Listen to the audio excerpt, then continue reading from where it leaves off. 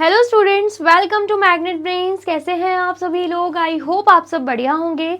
आज की video start करने से पहले मैं आपको बता देती हूँ, मैग्नेट ब्रेन्स आपको प्रोवाइड कराता है free of cost quality education from class के टू क्लास 12th। जी हाँ, सही सुना आपने, किंडरगार्टन से लेकर क्लास 12 तक की कराई जाती है आपको कंप्लीट एजुकेशन, वो भी फ्री ऑफ कॉस्ट प्रोवाइड। तो करना क्या है, आपको यूट्यूब चैनल पर जाना है एंड कर देना है मैग्नेट ब्रेन्स को सब्सक्राइब, जहाँ पर आपको सीबीएसई बोर्ड से लेकर अदर स्टेट बोर्ड जैसे कि UP board, MP board, Bihar board जैसे कोर्सेज भी अवेलेबल है। यहाँ तक कि आपको प्रैक्टिस क्वेश्चंस भी यहाँ पर सॉल्व कराए जाते हैं। E books and e notes की जो लिंक है आपको डिस्क्रिप्शन बॉक्स में मिल जाएगी। तो करते हैं आज की वीडियो स्टार्ट। मेरा नाम है हर्षमित कौर एंड मैं हूँ आपकी मैथ्स फैकल्टी। तो आज हम क्या पढ़ने वाले हैं? आज हम पढ़ेंगे चैप्टर 6, जिसका नाम क्या है, पेरीमीटर एंड एरिया, उसका कंप्लीट चैप्टर रिवीजन। ठीक है, इसका मतलब क्या है, पेरीमीटर एंड एरिया जो चैप्टर है हम पूरे तरीके से कंप्लीट कर चुके हैं।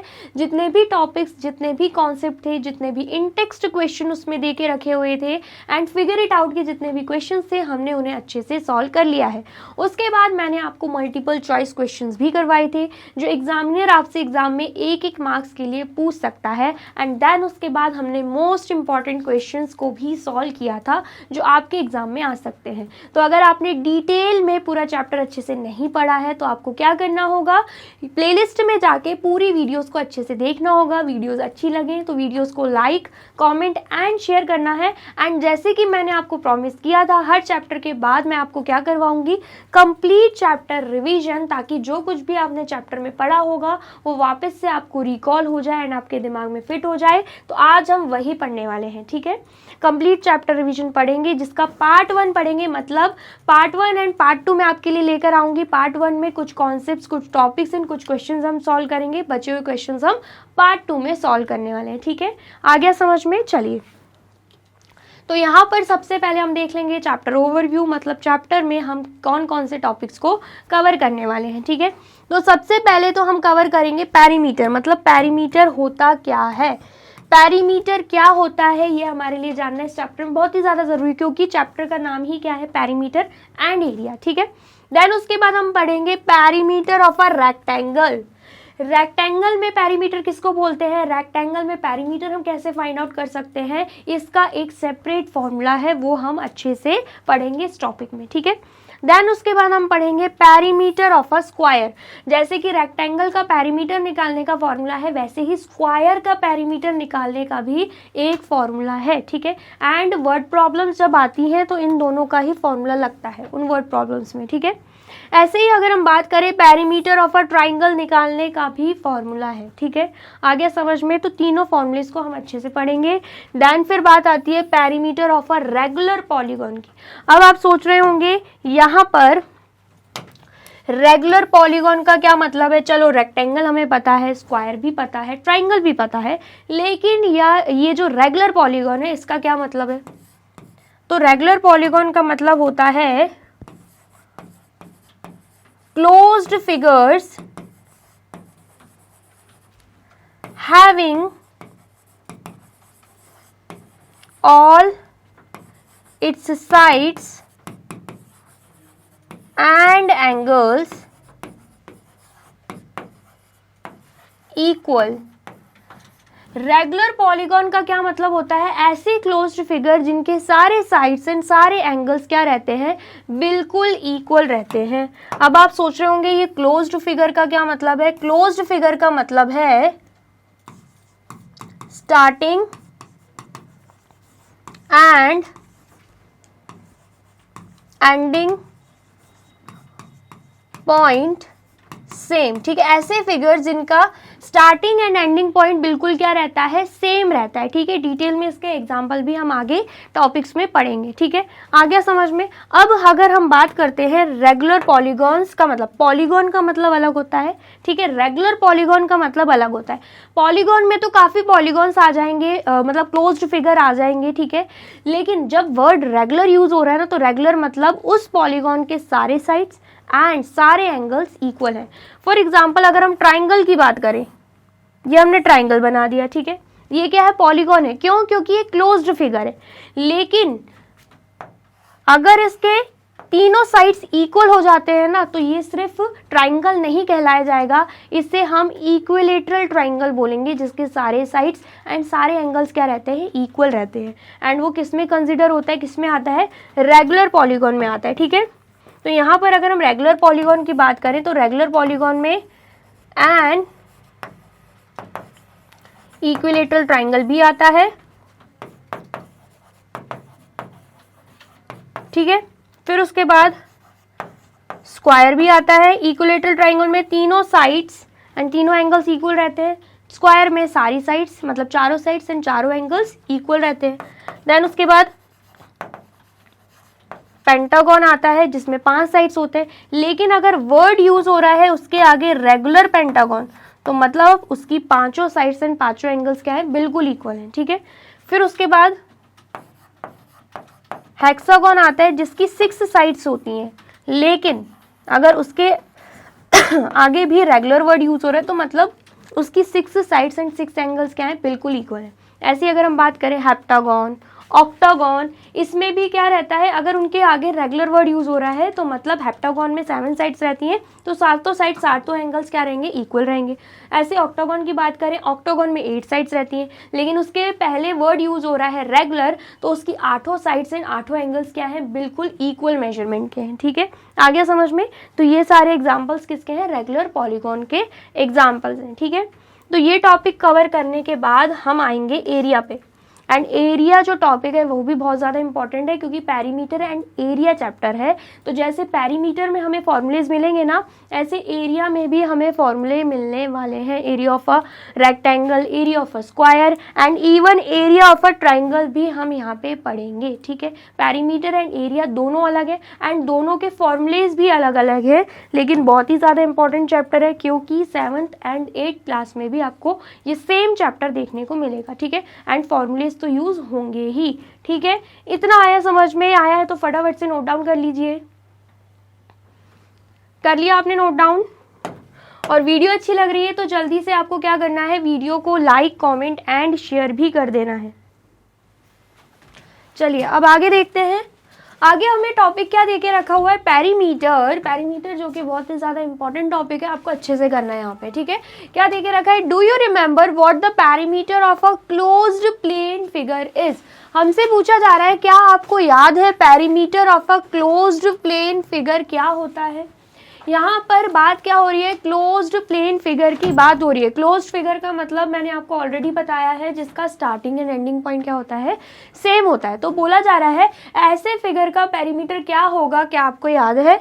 Late us refresh our understanding. ठीक है, the perimeter of any closed plane figure is the distance covered along its boundary when you go around it once. बोला जा रहा है किसी भी क्लोज्ड प्लेन फिगर का पेरीमीटर क्या होता है, जितना हम उसके आसपास उसकी बाउंड्री में डिस्टेंस कवर करते हैं, वो होता है perimeter of a closed plane figure. ठीक है, आया समझ में। फॉर एग्जांपल,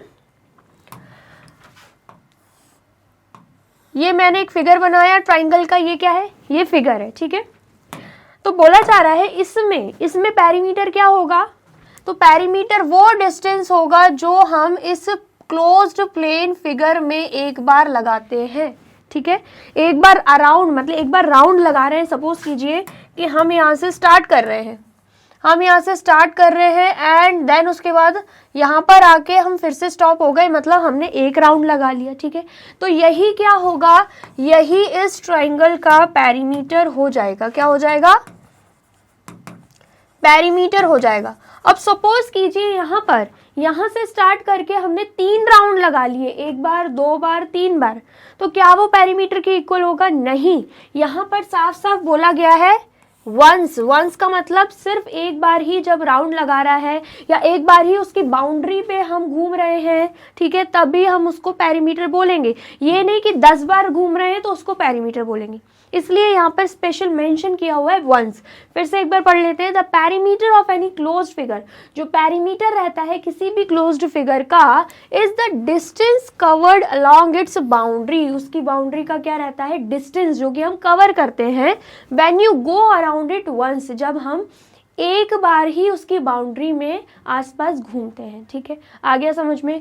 फॉर एग्जाम्पल एक पार्क का एग्जाम्पल लेते हैं कि ये क्या है, ये एक रेक्टेंगुलर पार्क है। आपने पार्क देखा होगा, आपने ये भी देखा होगा कि पार्क में बाउंड्रीज बनी रहती हैं जहाँ पर लोग वॉक कर रहे रहते हैं। ठीक है, वॉक कर रहे होते हैं। तो अगर हमसे पूछा गया बताइए कि इस रेक्टेंगुलर पार्क का पेरीमीटर क्या है, तो क्या होगा पेरीमीटर। सपोज कीजिए यहाँ से वॉकिंग स्टार्ट कर रहे हैं एंड हमने ले लिया एक राउंड, पूरी बाउंड्री को हमने कवर कर लिया इस रेक्टेंगुलर पार्क के, एंड यहीं पर आकर स्टॉप हो गए, तो ये इस रेक्टेंगल का क्या हो जाएगा, पेरीमीटर।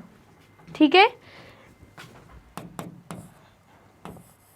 यहां पर मैं बाउंड्री भी लिख रही हूँ ताकि आपको समझ आए। ऐसा नहीं है कि अंदर साइड हम घूम रहे हैं तो वो पेरीमीटर हो जाएगा, बाउंड्री वर्ड आपको ध्यान में रखना है। ठीक है, आ गया समझ में। अब हो सकता है कि यहाँ पर इस रेक्टेंगुलर पार्क के किसी ने 5 चक्कर लगाए हों, तो क्या वो 5 चक्कर पेरीमीटर के बराबर होगा, नहीं। पेरीमीटर के लिए एक वर्ड यहाँ पे यूज हो रहा है जिसका नाम क्या है, once.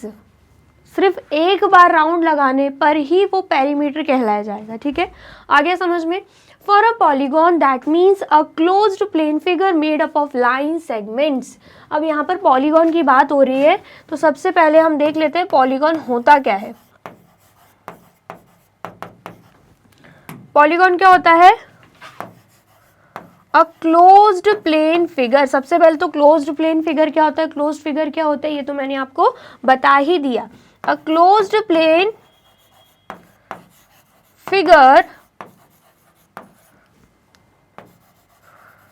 Made up of line segments. Polygon क्या होता है, एक ऐसा क्लोज्ड फिगर है जो कि सिर्फ और सिर्फ लाइन सेगमेंट से बना होता है। फॉर एग्जाम्पल ये क्या है, ये क्लोज्ड फिगर है। कैसे समझ में आ रहा है ये क्लोज्ड फिगर है, क्योंकि अगर हम यहाँ से स्टार्ट कर रहे हैं ना तो यहीं पे आके खत्म हो रहा है, तो ये क्लोज्ड फिगर है। लेकिन क्या ये पॉलीगॉन है, नहीं। ये पॉलीगॉन क्यों नहीं है, क्योंकि इसमें आप देख सकते हो लाइन सेगमेंट्स नहीं बनी हुई है। ये जो क्लोज्ड प्लेन फिगर है ये लाइन सेगमेंट से नहीं बना है, इसलिए ये पॉलीगॉन नहीं होगा। पॉलीगॉन उन फिगर्स को कहा जाता है जो क्लोज्ड प्लेन फिगर तो है ही, लेकिन साथ में लाइन सेगमेंट से बने हो, जैसे कि ये हो गया, ये हो गया। ये दोनों किस में इंक्लूड्स हो जाएंगे, अगर हम इन दोनों की बात करते हैं, इसकी एंड इसकी, ये क्या है, ये है पॉलीगॉन्स। ये क्या है, ये है पॉलीगॉन्स।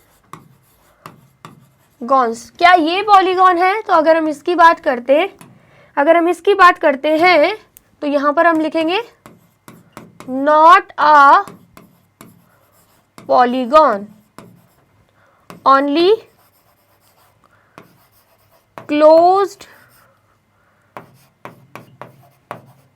Plane figure. सिर्फ और सिर्फ क्लोज्ड प्लेन फिगर है, ये पॉलीगॉन में इंक्लूड नहीं होगा। रीजन यही है कि ये लाइन सेगमेंट से नहीं बना है। ठीक है, इतना आ गया समझ में। अब क्लोज्ड प्लेन फिगर का वैसे तो मैंने आपको बता ही दिया है क्या होता है, लेकिन एक बार फिर से हम देख लेते हैं। क्लोज्ड प्लेन फिगर क्या होता है, जिसका स्टार्टिंग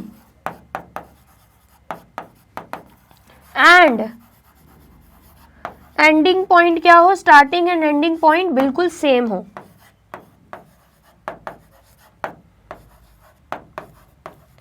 समझ में आ गया पॉलीगॉन का मतलब। पॉलीगॉन क्या है, अ क्लोज प्लेन फिगर जो कि सिर्फ और सिर्फ लाइन सेगमेंट से बना हो। ठीक है, आया समझ में। चलिए अब यहाँ पर क्या देके रखा है, for a polygon that means closed plane figure made up of line segments the perimeter is simply the sum of the length of all its sides. क्या बोला जा रहा है, अगर हमें किसी भी पॉलीगॉन का क्या निकालना है, किसी भी पॉलीगॉन का पेरीमीटर निकालना है, तो हम इजीली फाइंड आउट कर सकते हैं। कैसे, जितनी भी साइड्स उस पॉलीगॉन में दे के रखी है उन सभी को क्या कर देना है, ऐड कर देना है। ठीक है, आगे समझ में। That means the total distance along it's outer boundary. क्या बोला गया, that means the total distance along its outer boundary. क्या बोला जा रहा है कि कोई भी पॉलीगॉन हमें दे के रखा हुआ है तो उसका पेरीमीटर हम उसकी सारी साइड्स को ऐड करके निकाल सकते हैं, एंड जो आंसर आएगा वो किसके इक्वल होगा, total distance along its boundary. जैसे कि फॉर एग्जांपल मैंने यहाँ पे रेक्टेंगुलर पार्क की बात करी थी, मैंने आपको क्या बोला था, उसकी बाउंड्री में लोग वॉक करते हैं, है ना, यही बोला था मैंने। तो यहाँ पर अगर हमें इसका पेरीमीटर निकालना है तो हम क्या कर सकते हैं, सपोज कीजिए ये 10 मीटर है, ये 10 मीटर है, ये 5 मीटर है, ये भी 10 मीटर है, ये वाली लाइन भी 10 मीटर है एंड ये 5 मीटर है, ठीक है, आ गया समझ में। तो हम सिंपली क्या करेंगे, पॉलीगॉन तो है तो हम सिंपली क्या करेंगे, सभी साइड्स को ऐड कर देंगे, मतलब 10 metre plus 5 metre plus 10 metre plus 5 metre, तो आंसर क्या आ जाएगा यहाँ पे 30 मीटर हमारा यहाँ पे आंसर आ जाएगा, ठीक है, आ गया समझ में। अब यहाँ पर ये जो 30 मीटर है ये क्या है, अगर हम इस 30 मीटर की बात करें ना तो ये क्या है, ये है जो टोटल डिस्टेंस बाउंड्री पे लगाया गया है। एक बार ये जो बाउंड्री आपको दिख रही है ना उसका टोटल डिस्टेंस दे के रखा है, ये 30 मीटर क्या आया है, total distance along its outer boundary, ठीक है, आ गया इतना समझ में। चलिए अब उसके बाद क्या देके रखे, the perimeter of a polygon is equal to the sum of the length of its all side, वही चीज बोली गई है कि पेरीमीटर कैसे निकलेगा, जब सारी साइड्स को ऐड कर देंगे, ठीक है। Let us revise the formula for the perimeter of rectangle, square and triangles. अब हम क्या करेंगे इस चैप्टर में, पेरीमीटर ऑफ रेक्टेंगल क्या होता है, पेरीमीटर ऑफ अ स्क्वायर क्या होता है, पेरीमीटर ऑफ अ ट्राइंगल क्या होता है एंड हम निकालते कैसे, इनके फॉर्मूलेस क्या है, वो हम इस चैप्टर में पढ़ने वाले हैं, ठीक है। इतना आपको समझ में आया है तो फटाफट से नोट डाउन कर लीजिए।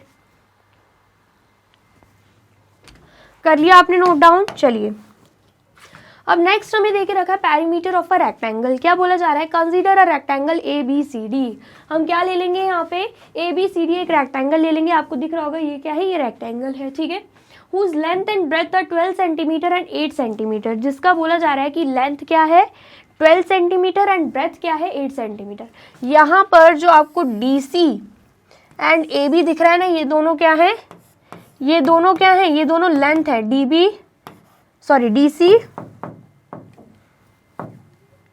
DC एंड AB जो है सबसे पहले तो अपोजिट साइड्स है तो इक्वल होंगी। हमने रेक्टेंगल की प्रॉपर्टी में क्या पढ़ा है, जो अपोजिट साइड्स रहती हैं वो बिल्कुल इक्वल रहती हैं, ठीक है, आ गया समझ में। एंड साथ ही में हम इन्हें क्या बोलते हैं, इन्हें हम बोलते हैं लेंथ, क्या बोलते हैं हम इन्हें, लेंथ बोलते हैं, ठीक है। नेक्स्ट अगर हम बात करते हैं यहाँ पे AD एंड BC, ये भी क्या है, ये भी अपोजिट साइड्स हैं एंड इन्हें हम क्या बोलते हैं, इन्हें हम ब्रेथ बोलते हैं, दोनों ही क्या है, इक्वल होंगी। अगर AD 8 सेंटीमीटर है तो BC भी क्या होगा, 8 सेंटीमीटर हो जाएगा, ठीक है। तो यहाँ पर हम लिख लेते हैं AD is equal to BC and हम इन्हें क्या बोलते हैं, हम इन्हें बोलते हैं ब्रेथ, क्या बोल देंगे हम इन्हें, ब्रेथ बोल देंगे, ठीक है। एंड यहाँ पर दोनों का ही मेजरमेंट DC एंड AB का क्या होगा, 12 सेंटीमीटर हो जाएगा एंड यहाँ पे AD एंड BC का मेजरमेंट क्या हो जाएगा, 8 सेंटीमीटर हो जाएगा, ठीक है, इतना आ गया समझ में। चलिए अब क्या देके रखा है, व्हाट इज द पेरीमीटर, अब हमसे पूछा जा रहा है कि इनका पेरीमीटर क्या होगा, तो पेरीमीटर के लिए हमें क्या कर देना होगा, सारी साइड्स को ऐड कर देना होगा। मैंने आपको क्या बताया, ये 8 सेंटीमीटर है तो BC भी क्या है 8 सेंटीमीटर, ये 12 सेंटीमीटर है तो DC भी क्या है 12 सेंटीमीटर है, तो सिंपली हम क्या कर देंगे, सभी साइड्स को ऐड कर देंगे, ठीक है। Perimeter of the rectangle is equal to sum of the length of its 4 side, वही बोला जा रहा है कि पेरीमीटर ऑफ अ रेक्टेंगल कैसे निकलेगा, जब हम चारों साइड्स को क्या कर देंगे, ऐड कर देंगे, सम कर देंगे, ठीक है, आया समझ में। चलिए तो 4 साइड्स आपको दिख रही होंगी, यहाँ पे कौन कौन सी हैं, AB प्लस BC प्लस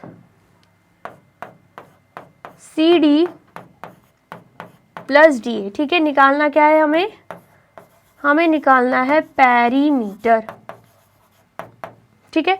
सबसे पहले तो यहाँ पर मैंने आपको क्या बोला, AB जो है वो DC के बराबर है, तो हम क्या कर सकते हैं, DC CD एक ही बात है, तो DC की जगह हम लिख सकते हैं AB, क्या लिख सकते हैं हम, AB लिख सकते हैं, AB plus BC plus DC या CD की जगह हम क्या लिख देंगे, AB लिख देंगे, प्लस DA की जगह हम क्या लिख सकते हैं, मैंने आपको क्या बोला, AD जो है वो BC के बराबर है। AD और DA एक ही बात है, ठीक है। AD जो है वो BC के बराबर है, तो हम यहाँ पर इसकी जगह क्या लिख देंगे, BC लिख देंगे, ठीक है। आगे समझ में। अब अगर आप ध्यान से देखोगे, हमें यहाँ पे 2 AB मिल चुके हैं एंड 2 BC भी मिल चुके हैं, तो हम क्या लिख सकते हैं, AB प्लस AB कितना हो जाएगा, 2AB प्लस BC कितना हो जाएगा, 2BC। अब यहाँ पर 2AB मतलब क्या है, बीच में कुछ नहीं है, तो मतलब है 2 मल्टीप्लाई बाय AB, एंड यहाँ पर 2BC का मतलब क्या है, 2 मल्टीप्लाई बाय BC, ठीक है। दोनों में ही हमें 2 कॉमन दिख रहा है, तो हम क्या करेंगे, यहाँ पर 2 को बाहर ले लेंगे, ठीक है। एंड ब्रैकेट में क्या बच रहा है, यहाँ पे AB बच रहा है, 2 को हमने कॉमन ले लिया, बाहर निकाल लिया, तो यहाँ पर AB बच रहा है एंड यहाँ पर 2 तो बाहर है, तो यहाँ पर क्या बचेगा, BC बचेगा एंड बीच में प्लस का साइन, ठीक है। इतना आया समझ में। चलिए अब यहाँ पर जो AB है वो कितना देके रखा है हमें, 12 सेंटीमीटर, तो यहाँ पर हम 2 मल्टीप्लाई बाय क्या लिख देंगे, 12 सेंटीमीटर लिख देंगे, प्लस BC की अगर हम बात करें, हमें 8 सेंटीमीटर देके रखा है, तो BC की जगह हम लिख देंगे 8 सेंटीमीटर, ठीक है। इतना आया समझ में। चलिए देन उसके बाद हम क्या करेंगे, ब्रैकेट सॉल्व करेंगे। क्या करेंगे, हम ब्रैकेट सॉल्व करेंगे, तो जब हम ब्रैकेट सॉल्व कर रहे हैं तो 2 मल्टीप्लाई बाय 12 प्लस 8 कितना हो जाएगा, 20 हो जाएगा, 20 सेंटीमीटर, ठीक है। 2 मल्टीप्लाई बाय 20 सेंटीमीटर करेंगे तो आंसर क्या आएगा, 40 सेंटीमीटर। ये जो 40 सेंटीमीटर है, ये इस रेक्टेंगल का क्या आया है, पेरीमीटर आया है, ठीक है। इतना आ गया समझ में। चलिए अब यहाँ पर भी आप देख सकते हो आंसर क्या है, 40 सेंटीमीटर, ठीक है। इतना आ गया होगा। अब एक और बात मैं आपको बताना चाहती हूँ, यहाँ पर हमें क्या मिला था, 2 multiply bye AB plus BC, ये स्टेटमेंट मिली थी। क्या मिला था हमें, 2 multiply bye AB plus BC, and just अभी मैंने आपको क्या बताया, AB क्या है, लेंथ, BC क्या है, ब्रेथ। तो अगर हम यहाँ पे AB की जगह वैल्यू ना पुट करके क्या लिख दें, लेंथ लिख दें, प्लस BC की जगह वैल्यू पुट ना करके ब्रेथ लिख दें, तो हमारे पास क्या आ गया है, 2 multiply by length plus breath. तो ये जो हमारे पास आया है ना, 2 multiply by length plus breath, ये क्या है, ये है फॉर्मूला। ये क्या है, ये है फॉर्मूला। किसका फॉर्मूला है, पेरीमीटर ऑफ अ रेक्टेंगल निकालने का formula, perimeter of a rectangle निकालने का है ये फॉर्मूला, ठीक है। 2 multiply by length plus breadth क्या है, फॉर्मूला है पेरीमीटर ऑफ अ रेक्टेंगल निकालने का, ठीक है। आ गया समझ में। अब ये जो पेरीमीटर ऑफ अ रेक्टेंगल है वो इस फॉर्मूले से भी निकल सकता है, जैसे कि आप देख सकते हो, वैल्यू पुट किया तो 40 सेंटीमीटर आ गया।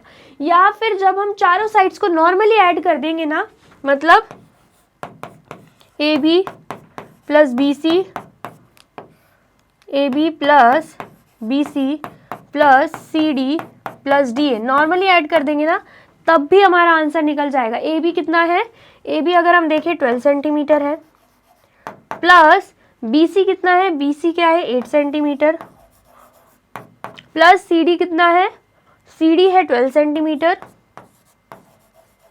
प्लस DA कितना है, DA है 8 सेंटीमीटर, ठीक है। तो यहाँ पर 12 प्लस 8 कितना हो जाएगा, 20 होगा। देन उसके बाद 20 प्लस 12 कितना हो जाएगा, यहाँ पे 32, 32 प्लस 8 कितना हो जाएगा, 40 सेंटीमीटर। तो आप देख सकते हो जब नॉर्मली सारी साइड्स को ऐड किया तब भी 40 सेंटीमीटर आया, जब हमने इस फॉर्मूले के थ्रू किया तब भी 40 सेंटीमीटर हमारा आंसर आ रहा है, ठीक है। लेकिन यहाँ पर इस चैप्टर में आपको इतना अलग से ऐड करने की ज़रूरत नहीं है, फॉर्मूले के थ्रू आप करोगे, है ना। एंड उसके बाद जब आप हायर सेक्शन में चले जाओगे ना, तब ये फॉर्मूला ही आपको काम आएगा, ठीक है। आ गया समझ में। आया है तो फटाफट से नोट डाउन कर लीजिए। कर लिया आपने नोट डाउन, और वीडियो अच्छी लग रही है तो आपको क्या करना है, जल्दी से वीडियो को लाइक, कमेंट एंड शेयर भी कर देना है, ठीक है। चलिए नेक्स्ट हम देखते हैं क्या देके रखा है। From this example we see that perimeter of a rectangle is equal to length plus breadth plus length plus breadth. क्या बोला जा रहा है, यहाँ पर बोला जा रहा है कि इस एग्जाम्पल से हमने क्या देखा कि पेरीमीटर ऑफ अ रेक्टेंगल हम कैसे निकाल सकते हैं। पेरीमीटर ऑफ अ रेक्टेंगल हम निकाल सकते हैं लेंथ, यहाँ पे लेंथ, यहाँ पे हमें पता है ये लेंथ है, length plus breadth plus length plus breath, चारों साइड्स को ऐड करके, जो कि हमें दिख रहा है 2 लेंथ दे के रखी हुई है, 2 ब्रेथ दे के रखी हुई है, तो इन सभी को ऐड करके हम पेरीमीटर ऑफ अ रेक्टेंगल निकाल सकते हैं। अब यहाँ पर अगर आप ध्यान से देखोगे 2 बार लेंथ मिली हुई है तो हम लिख सकते हैं 2 लेंथ प्लस 2 बार ब्रेथ मिली हुई है तो हम लिख सकते हैं 2 ब्रेथ। अब यहाँ पर दोनों में हमें 2 कॉमन दिख रहा है, 2 बाहर आ जाएगा और ब्रैकेट में क्या रह जाएगा, लेंथ प्लस ब्रेथ रह जाएगा। ठीक है, जो मैंने आपको ए बी प्लस, मतलब यहाँ पे मैंने आपको अलग से करवाया था ना 2 multiply by A B plus B C करके, तो यहाँ पर उनका नाम दे दिया गया है लेंथ प्लस ब्रेथ। ये भी मैंने समझा ही दिया आपको, ठीक है, ये अलग से दे के रखा हुआ है। ठीक है, तो बेसिकली ये क्या है, 2 multiply by length plus breadth क्या है, ये है फॉर्मूला, वो भी पेरीमीटर ऑफ अ रेक्टेंगल निकालने का। सिंपल लैंग्वेज में बोला जा रहा है कि अभी हमने जो एग्जांपल देखा उससे हमें क्या मिल रहा है कि perimeter of a rectangle is equal to 2 multiply by length plus breadth होता है। ठीक है, चलिए, the perimeter of a rectangle is twice the sum of its length and breadth. अब यहाँ पर इसी फॉर्मूले को स्टेटमेंट के थ्रू बोला जा रहा है कि पेरीमीटर ऑफ अ रेक्टेंगल क्या होता है, ट्वाइस होता है, वो भी लेंथ प्लस ब्रेथ के सम से। ठीक है, आ गया, समझ में आया है तो फटाफट से नोट डाउन कर लीजिए। कर लिया आपने नोट डाउन। अब यहाँ पर एक और चीज बोली जा रही है, opposite sides of a rectangle are always equal. Opposite side जो रहते हैं रेक्टेंगल के हमेशा इक्वल रहते हैं, ये हमें ऑलरेडी पता है। ठीक है, so A B is equal to C D and A D is equal to B C. तो वही चीज़ बोली गई है जो मैंने आपको करवाई दी है, जो ए बी है वो सी डी के इक्वल हो जाएगा, मतलब यहाँ पर जो ए बी है वो सी डी के इक्वल हो जाएगा एंड ए डी जो है वो बी सी के इक्वल हो जाएगा। ठीक है, आ गया समझ में। चलिए अब यहाँ पर एक और टॉपिक दे के रखा है, पेरीमीटर ऑफ अ स्क्वायर। अभी तक हम क्या देख रहे थे, पेरीमीटर ऑफ अ रेक्टेंगल देख रहे थे, अब हम क्या देखेंगे, पेरीमीटर ऑफ अ स्क्वायर। क्या बोला जा रहा है, Debojit wants to put colour tape all around a square photo frame of side 1 metre as shown. क्या बोला जा रहा है कि स्क्वायर फोटो फ्रेम है, जैसे कि आपको दिख रही होगी, जिसकी साइड हमें 1 मीटर दे के रखी हुई है। हमें पता है स्क्वायर में सारी ही साइड्स क्या रहती है, इक्वल रहती हैं। तो ये 1 मीटर है तो ये भी क्या हो जाएगी 1 मीटर, ये भी क्या हो जाएगी 1 मीटर एंड ये भी क्या हो जाएगी 1 मीटर हो जाएगी। तो बोला जा रहा है देवोजीत क्या चाहते हैं, देवोजीत इस स्क्वायर फोटो फ्रेम के पूरे आसपास बाउंड्री में लगाना चाहते हैं कलर्ड टेप। क्या लगाना चाहते हैं, कलर्ड टेप लगाना चाहते हैं। What will be the length of the colored tape he requires? तो बोला जा रहा है कितनी लेंथ होगी कलर्ड टेप की जो वो लगाएंगे, जो उन्हें चाहिए। ठीक है, यहाँ से कलर्ड टेप स्टार्ट करेंगे लगाना तो यहीं पे आके ख़त्म हो जाएंगे, तो इसे हम क्या बोलते हैं, पूरी बाउंड्री में एक बार तो हमें उन्हें घूमना पड़ेगा, मतलब कलर टेप लगाना पड़ेगा। ठीक है, तो इसे ही हम क्या बोलते हैं, इसे ही हम पेरीमीटर बोलते हैं।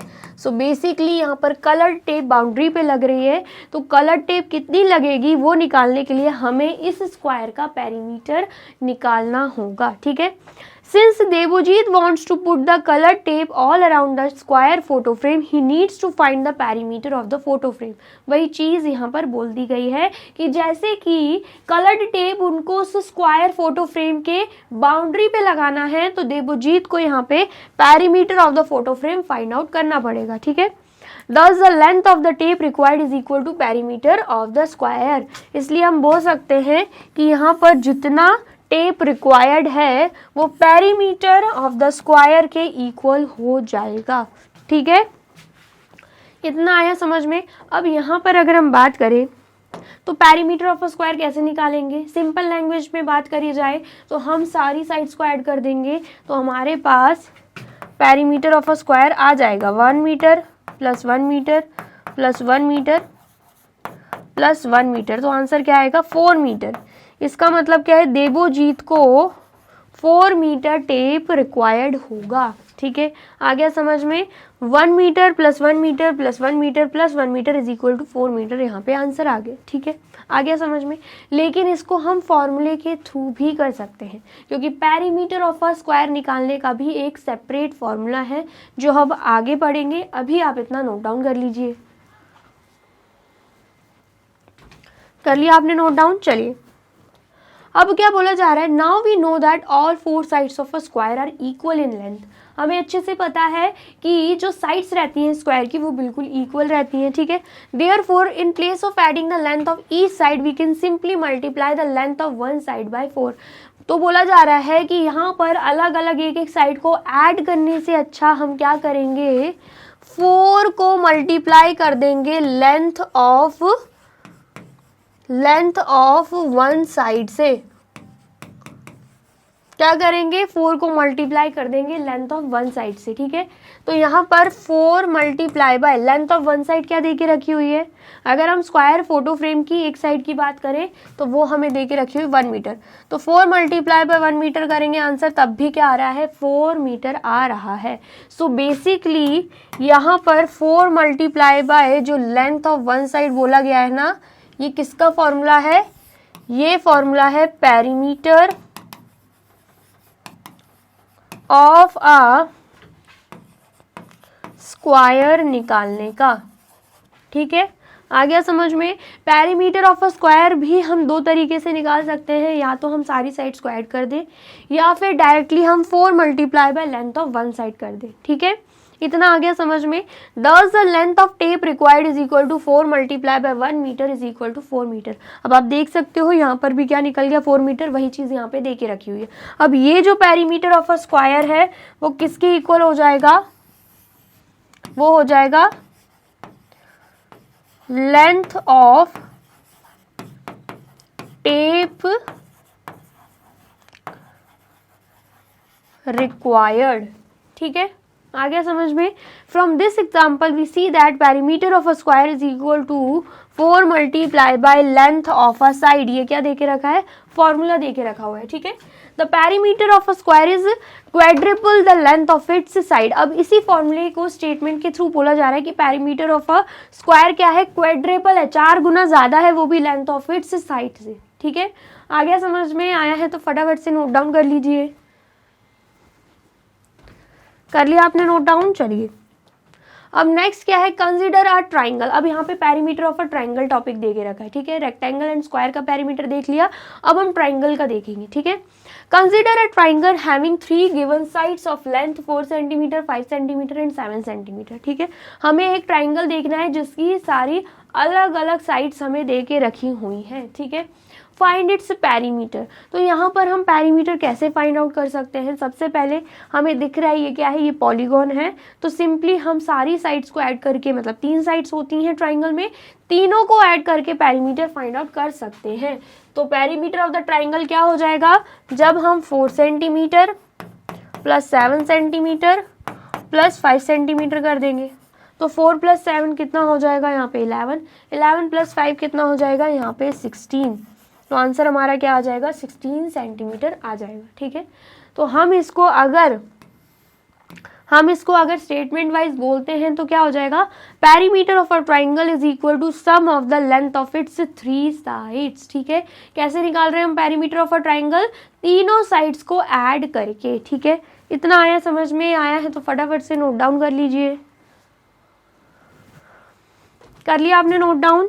चलिए अब नेक्स्ट हमें यहाँ पे एग्जाम्पल दे के रखा है। एग्जाम्पल क्या है, Akshi wants to put lace all around a rectangular table cloth that is 3 metre long and 2 metre wide. क्या बोला जा रहा है, जो अक्षी हैं वो क्या करना चाह रही हैं, एक रेक्टेंगुलर शेप का टेबल क्लॉथ है, ठीक है। किस शेप का टेबल क्लॉथ है, रेक्टेंगल शेप का टेबल क्लॉथ है। तो उसके आसपास मतलब बाउंड्री में वो क्या लगाना चाह रही हैं, लेस लगाना चाह रही हैं, ठीक है। जिसकी लेंथ हमें क्या देके रखी हुई है, 3 मीटर। लॉन्ग मतलब लेंथ के बारे में बात हो रही है, ठीक है। एंड 2 मीटर वाइड, वाइड मतलब ब्रेथ के बारे में बात हो रही है, ठीक है। तो यहाँ पर हमें रेक्टेंगुलर टेबल क्लॉथ की लेंथ दे के रखी हुई है 3 मीटर एंड ब्रेथ कितनी दे के रखी हुई है, 2 मीटर दे के रखी हुई है, ठीक है। तो क्या बोला जा रहा है, find the length of the less required.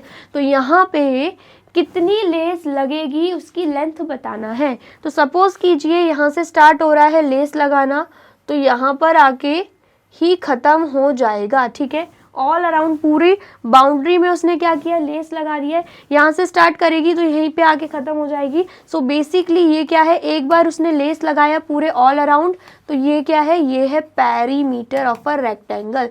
तो जितना उसको लेस चाहिए, length of the less required किसके इक्वल हो जाएगा, perimeter of the rectangular table cloth के इक्वल हो जाएगा। ठीक है, इतना आया समझ में। चलिए, तो सबसे पहले हम यहाँ पे क्या लिखेंगे,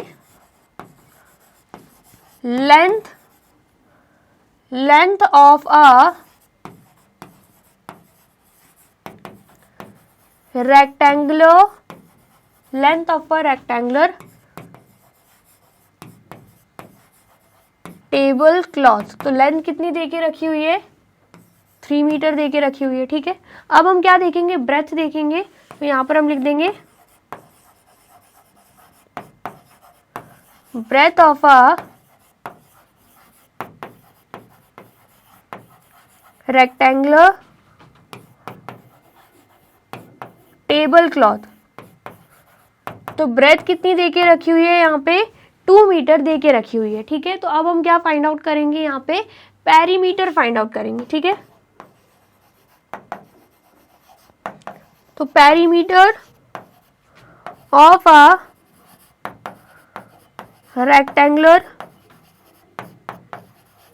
टेबल क्लॉथ निकालने के लिए हमें क्या करना होगा, पेरीमीटर का फॉर्मूला यहाँ पे पुट करना होगा, जो कि क्या होता है, 2 मल्टीप्लाई बाय लेंथ प्लस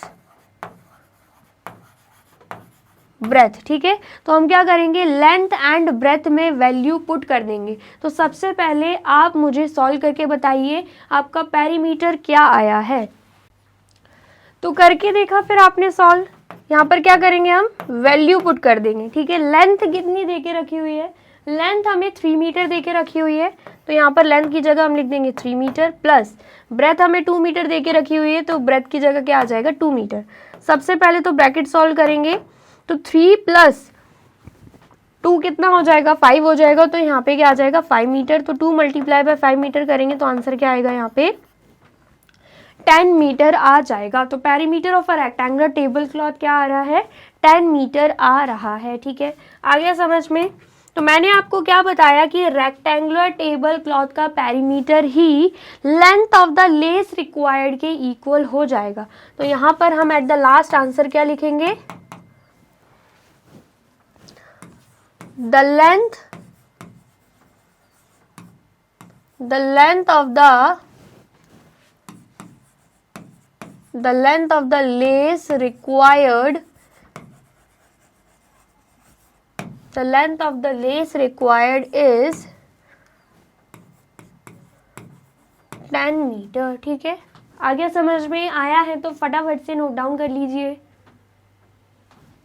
कर लिया आपने नोट डाउन। चलिए नेक्स्ट हम देख लेते हैं। नेक्स्ट क्या है, फिगर इट आउट, जो कि आपके पेज नंबर 132 पे दे के रखा हुआ है, उसका क्वेश्चन थर्ड क्या है, find the length of the third side of a triangle having a perimeter of 55 centimetre and having 2 sides of length 20 centimetre and 14 centimetre respectively. क्या बोला जा रहा है, हमें लेंथ फाइंड आउट करनी है, वो भी third side of a rectangle की, जिसके 2 साइड्स हमें देके रखे हुए हैं 20 centimetre and 14 centimetre, and perimeter भी देके रखा हुआ है 55 सेंटीमीटर। ठीक है, आ गया समझ में। तो यहाँ पर क्या लग जाएगा, पेरीमीटर ऑफ अ ट्राइंगल का ही फॉर्मूला लग जाएगा, उसके थ्रू हम क्या कर लेंगे, थर्ड साइड को फाइंड आउट कर लेंगे। ठीक है, तो सबसे पहले यहाँ पर हम क्या लिखेंगे, let the third side be x। Third side को हमने क्या ले लिया, x ले लिया। ठीक है, उसके बाद यहां पर हम क्या लिखेंगे, perimeter of a triangle,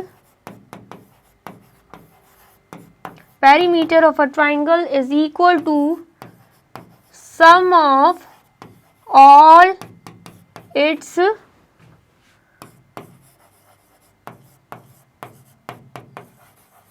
three sides. ठीक है, जो पेरीमीटर ऑफ अ ट्राइंगल है वो कैसे आ जाएगा, जब हम तीनों साइड्स को क्या कर देंगे, ऐड कर देंगे। ठीक है, तो सबसे पहले पेरीमीटर ऑफ अ ट्राइंगल हमें ऑलरेडी क्वेश्चन में देके रखा हुआ है 55 सेंटीमीटर, तो यहाँ पर हम लिख देंगे 55 सेंटीमीटर। ठीक है, और तीनों साइड्स को ऐड करना है तो दो साइड हमें ऑलरेडी दे के रखी हुई है 20 सेंटीमीटर प्लस 14 सेंटीमीटर, और तीसरी साइड हमें नहीं पता है जिसको हमने x माना है, तो हम तीसरी साइड की जगह क्या लिख देंगे, x लिख देंगे। ठीक है, सबसे पहले हमें क्या करना होगा, 20 प्लस 14 करना होगा। तो जब हम 20 सेंटीमीटर प्लस 14 सेंटीमीटर कर रहे हैं तो हमारा आंसर क्या आ रहा है, 34 सेंटीमीटर आ रहा है, एंड यहाँ पे प्लस x आ जाएगा। ठीक है, आ गया समझ में, x क्या है, थर्ड साइड है। अब हम क्या करेंगे, यहाँ पर 34 हमें दिख रहा है पॉजिटिव में, हम अपोजिट साइड भेज देंगे तो नेगेटिव में हो जाएगा, क्योंकि हमें निकालना क्या है, x की वैल्यू निकालनी है। ठीक है, तो 55 सेंटीमीटर माइनस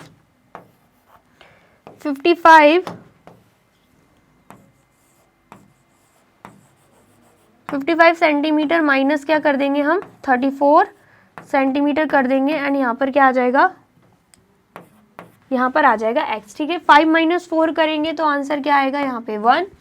5 माइनस 3 करेंगे तो यहाँ पर आंसर क्या आ जाएगा, 2। तो 21 सेंटीमीटर हमारे x की वैल्यू आई है, जो कि क्या है, थर्ड साइड। ठीक है, तो थर्ड साइड कितना आया है, थर्ड साइड आ चुका है 21 सेंटीमीटर। ठीक है, इतना आ गया, समझ में आया है तो फटाफट से नोट डाउन कर लीजिए। कर लिया आपने नोट डाउन, चलिए।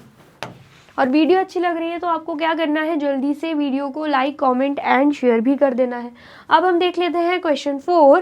क्वेश्चन 4 क्या है, what would be the cost of fencing a rectangular park whose length is 150 meter and breadth is 120 meter if the fence cost rupees 40 per meter। क्या पूछा जा रहा है, हमें cost of fencing a rectangular park पूछा जा रहा है। एक रेक्टेंगुलर पार्क है तो उसमें फेंसिंग करने के लिए, जैसे कि हम किसी भी पार्क को या किसी भी फील्ड को, या फिर बोल सकते हैं जहाँ पे फार्मर्स लोग क्रॉप्स, पल्सेस वगैरह उगाते हैं, तो उस फील्ड को, वो रेक्टेंगल शेप की है, जिस भी शेप की है, उस फील्ड को कवर करने के लिए फेंसिंग करते हैं, तार लगा देते हैं कुछ फार्मर्स। तो वैसे ही बोला जा रहा है एक रेक्टेंगुलर पार्क है तो उसमें करना क्या है, फेंसिंग करनी है। ठीक है, तो बोला जा रहा है कि उसकी कॉस्ट कितनी लगेगी। ठीक है, आया समझ में। तो आपको पता है जैसे कि ये रेक्टेंगुलर पार्क है तो इसके आसपास करनी है फेंसिंग, ये क्या कर दिया, फेंसिंग कर दिया। ठीक है, आगे समझ में, तो उसकी बाउंड्रीज पे ही फेंसिंग होगा। तो बाउंड्रीज की बात हो रही है तो मतलब निकालना क्या पड़ेगा, हमें पेरीमीटर निकालना पड़ेगा, एंड देन उसके बाद हम क्या निकालेंगे, कॉस्ट ऑफ फेंसिंग भी निकाल लेंगे। ठीक है, आया समझ में। चलिए, तो सबसे पहले हम यहाँ पे क्या लिखेंगे, लेंथ दे के रखी हुई है रेक्टेंगुलर पार्क की 150 मीटर एंड ब्रेथ कितनी दे के रखी है, 120 मीटर। तो यहाँ पर हम क्या लिखेंगे, length of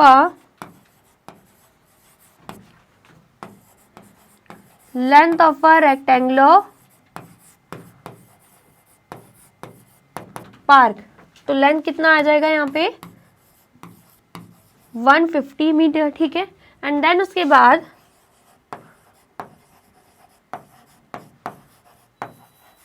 breadth of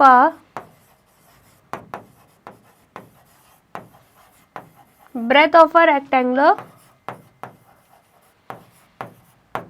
park. तो ब्रेथ कितना आएगा यहाँ पे, 120 मीटर। ठीक है, एंड देन उसके बाद यहाँ पर क्या निकल जाएगा, perimeter of a rectangular park. ठीक है, फॉर्मूला क्या है, 2 multiply by length plus breath. तो यहाँ पर फॉर्मूले में वैल्यू पुट कर देंगे, 2 मल्टीप्लाई बाय लेंथ कितनी है यहाँ पे, 150 मीटर, प्लस ब्रेथ कितनी है यहाँ पे, 120 मीटर। ठीक है, तो 2 मल्टीप्लाई बाय 150 प्लस 120 करेंगे तो आंसर क्या आएगा, यहाँ पे 0, 5 प्लस 2 7, 1 प्लस 1 2, तो 270 मीटर आ जाएगा। ठीक है, देन उसके बाद 2 0 सा 0 आएगा, 2 7 सा 14, 4 यहाँ पे 1 कैरी यहाँ पे, 2 2 सा 4, 4 प्लस 1 5, तो 540 मीटर हमारा यहाँ पे आंसर आ जाएगा। ठीक है, तो perimeter of a rectangular park कितना आया है यहाँ पे, 540 मीटर आ गया। ठीक है, अब हमें कॉस्ट निकालनी है तो यहाँ पर हम क्या लिख देंगे, टू फाइंड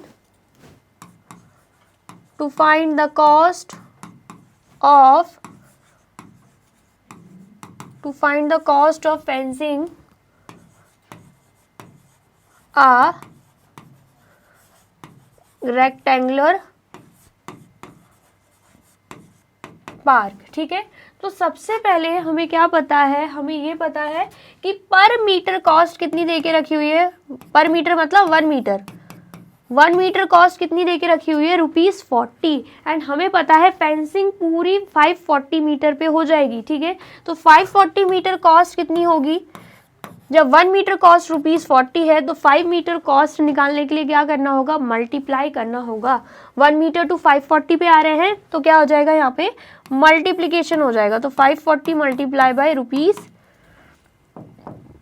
या डायरेक्टली 540 मल्टीप्लाई बाय क्या कर देंगे हम, 40 कर देंगे। तो 54 4 से कितना हो जाएगा, 4 4 से 16, 1 कैरी यहाँ पे, 4 5 से 20, 20 plus 1 21।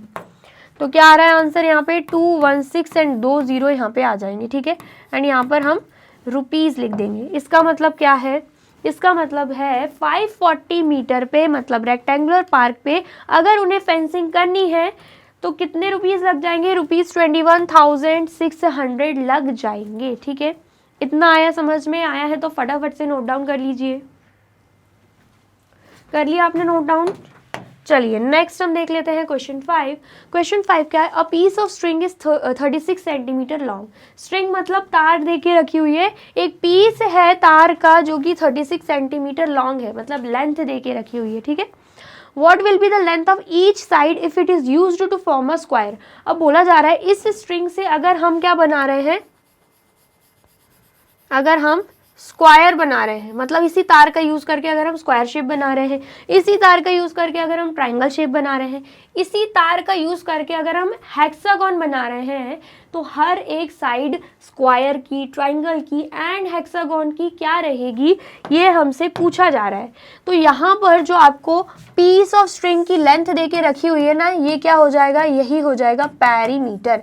Perimeter of a square भी यही रहेगा, पेरीमीटर ऑफ अ ट्रायंगल भी ये रहेगा and perimeter of a hexagon भी यही रहेगा। क्यों ऐसा, क्योंकि इसी स्ट्रिंग का यूज करके जो कि 36 सेंटीमीटर लॉन्ग है, इसी स्ट्रिंग का यूज करके स्क्वायर, ट्रायंगल एंड हेक्सागोन बनाया जा रहा है। तो यहाँ पर पेरीमीटर क्या रहने वाला है, 36 सेंटीमीटर ही रहने वाला है, ठीक है। आ गया समझ में। तो सबसे पहले अगर हम स्क्वायर का केस देखते हैं तो हमें क्या फाइंड आउट करना है, साइड फाइंड आउट करना है, साइड ऑफ अ स्क्वायर हमें यहाँ पे फाइंड आउट करना है। तो क्या करेंगे हम, यहाँ पे पेरीमीटर ऑफ अ स्क्वायर का फॉर्मूला लगाएंगे, क्योंकि स्ट्रिंग से क्या बन रहा है, स्ट्रिंग से स्क्वायर बन रहा है तो ऑफकोर्स बाउंड्री पे ही लगेंगी, है ना। देन उसके बाद फॉर्मूला क्या है, 4 मल्टीप्लाई बाय साइड, ठीक है। तो 4 मल्टीप्लाई बाय साइड यहाँ पे हम एज इट इज लिख देंगे क्योंकि साइड हमें नहीं पता है, लेकिन पेरीमीटर ऑफ अ स्क्वायर जो है वो लेंथ ऑफ स्ट्रिंग के इक्वल हो जाएगा, स्टार्टिंग में ही बता दिया। तो पेरीमीटर ऑफ अ स्क्वायर की जगह हम क्या लिख देंगे, 36 लिख देंगे, ठीक है। आया समझ में। अब साइड निकालना है तो आप देख सकते हो 4 को हमें करना होगा अपोजिट साइड ट्रांसफर। अब 4 यहाँ पे मल्टीप्लिकेशन में है, अपोजिट साइड जाके क्या हो जाएगा, डिवीजन में हो जाएगा, 36 से डिवाइडेड बाय 4 हो जाएगा। तो जब आप 36 को 4 से डिवाइड करोगे आपका आंसर क्या आएगा, आपका आंसर आ जाएगा 9, ठीक है। तो 9 सेंटीमीटर क्या हो जाएगी, यहाँ पे साइड हो जाएगी, वो भी स्क्वायर की, ठीक है। इसका मतलब क्या है, अगर इस स्ट्रिंग का यूज करके स्क्वायर बनाया जाता है तो हर एक साइड जो है वो स्क्वायर की क्या रहेगी, 9 सेंटीमीटर के बराबर रहेगी, ठीक है। इतना आ गया समझ में। चलिए अब यहाँ पर बोला जा रहा है a triangle with all sides of equal length. बोला जा रहा है कि यहाँ पर एक ऐसा ट्राइंगल बनाना है इस स्ट्रिंग का यूज करके जिसकी सारी साइड जो है वो इक्वल लेंथ की हो। इक्वल लेंथ की बात हो रही है तो मतलब यहाँ पे बनाना क्या है, इक्विलेटरल ट्राइंगल। क्या बनाना है, इक्विलेटरल ट्राइंगल बनाना है। एंड आपको अच्छे से पता है अगर बात हो रही है इक्विलेटरल ट्राइंगल की तो यहाँ पर इक्विलेटरल ट्राइंगल के सारे साइड्स एंड सारे एंगल्स क्या रहते हैं, इक्वल रहते हैं। ये आपने 5th क्लास में भी पढ़ा होगा। ऑल इट्स साइड्स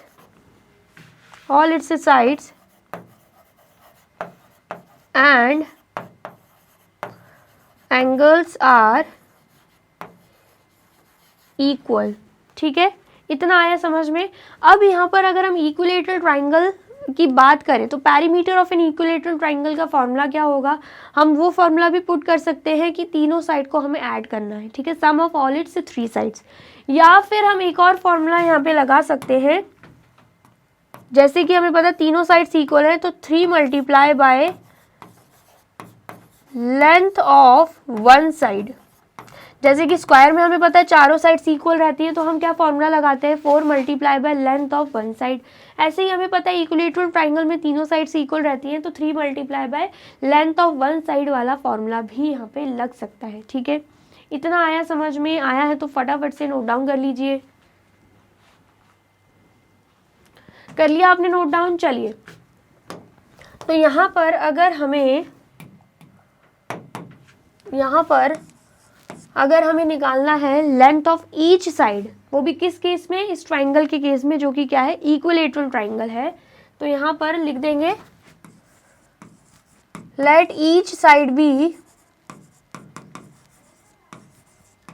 x, हर एक साइड को हम क्या मान लेंगे, x मान लेंगे, ठीक है। देन उसके बाद अगर हम बात करते हैं पेरीमीटर ऑफ अ ट्राइंगल की, तो perimeter of a triangle is equal to sum of all its 3 sides हो जाएगा, ठीक है, आगे समझ में। और अगर हम यहाँ पर लिख देंगे perimeter of an equilateral triangle, जैसे कि हमें पता है तीनों साइड्स क्या है, बिल्कुल सेम है, ठीक है, तो यहाँ पर वो वर्ड भी यूज कर लेते हैं।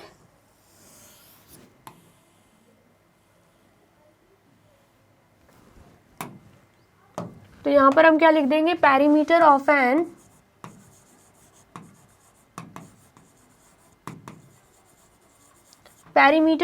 Equilateral triangle. तो ये वाला फॉर्मूला भी लगा सकते हैं, या फिर जो मैंने आपको बताया 3 multiply by length of one side, वो फॉर्मूला भी लगा सकते हैं, ठीक है। हमें पता है हर एक साइड इक्वल है तो सारी साइड्स क्या होंगी, x ही होंगी। लेट ईच साइड भी x लिखा हुआ है मैंने, मतलब सारी साइड्स क्या है, x हैं, ठीक है।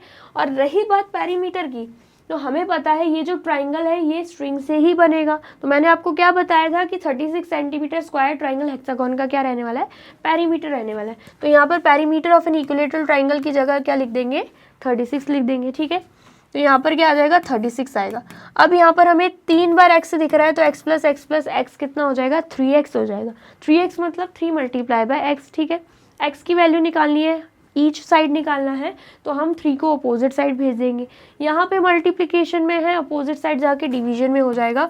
तो जब आप 36 से डिवाइडेड बाय 3 करोगे तो आपका आंसर क्या आएगा, 12 सेंटीमीटर आ जाएगा आपका आंसर। इसका मतलब क्या है, x की वैल्यू यहाँ पे क्या आ रही है, थर्ड साइड नहीं, हर एक साइड क्या आ रही है, ईच साइड। यहाँ पे मैं लिख भी देती हूँ,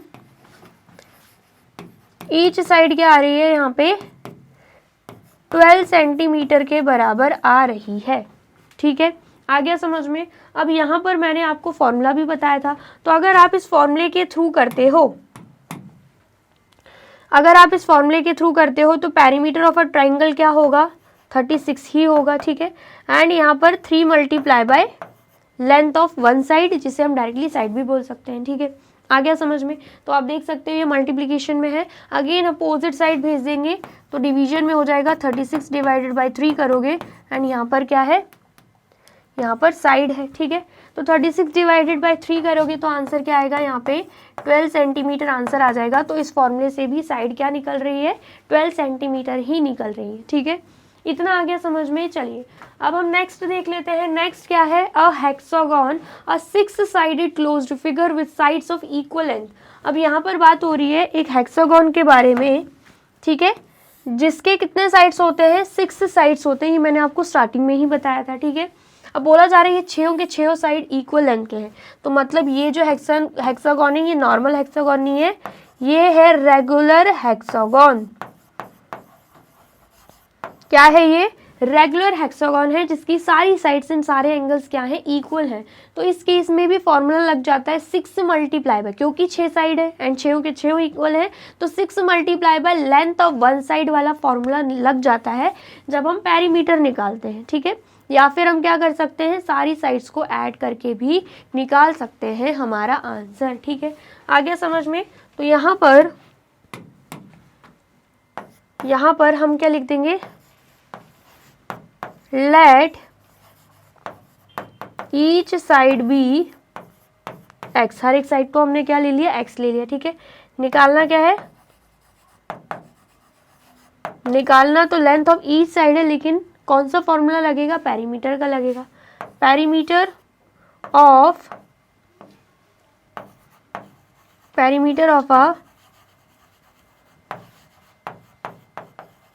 a regular hexagon, and formula मैंने आपको क्या बताया, 6 multiply by length of one side. ठीक है, पेरीमीटर किसके बराबर होगा, अगेन जो स्ट्रिंग की लेंथ है 36 सेंटीमीटर उसी के बराबर होगा, एंड यहाँ पर हम लिख देंगे 6 multiply by side. Length of one side लिखो या साइड लिखो, एक ही बात है। 6 हमें दिख रहा है मल्टीप्लिकेशन में, साइड हमें निकालना है, तो 6 को हम भेज देंगे अपोजिट साइड, तो मल्टीप्लिकेशन में है, अपोजिट साइड जाके क्या हो जाएगा, डिवीजन में, तो 36 डिवाइडेड बाय क्या हो जाएगा, 6, तो हमारे पास आ जाएगी साइड। तो यहाँ पर 36 डिवाइडेड बाय 6 करेंगे तो आंसर क्या आएगा, 6 आ जाएगा। इसका मतलब क्या है, साइड क्या निकल रही है, 6 सेंटीमीटर।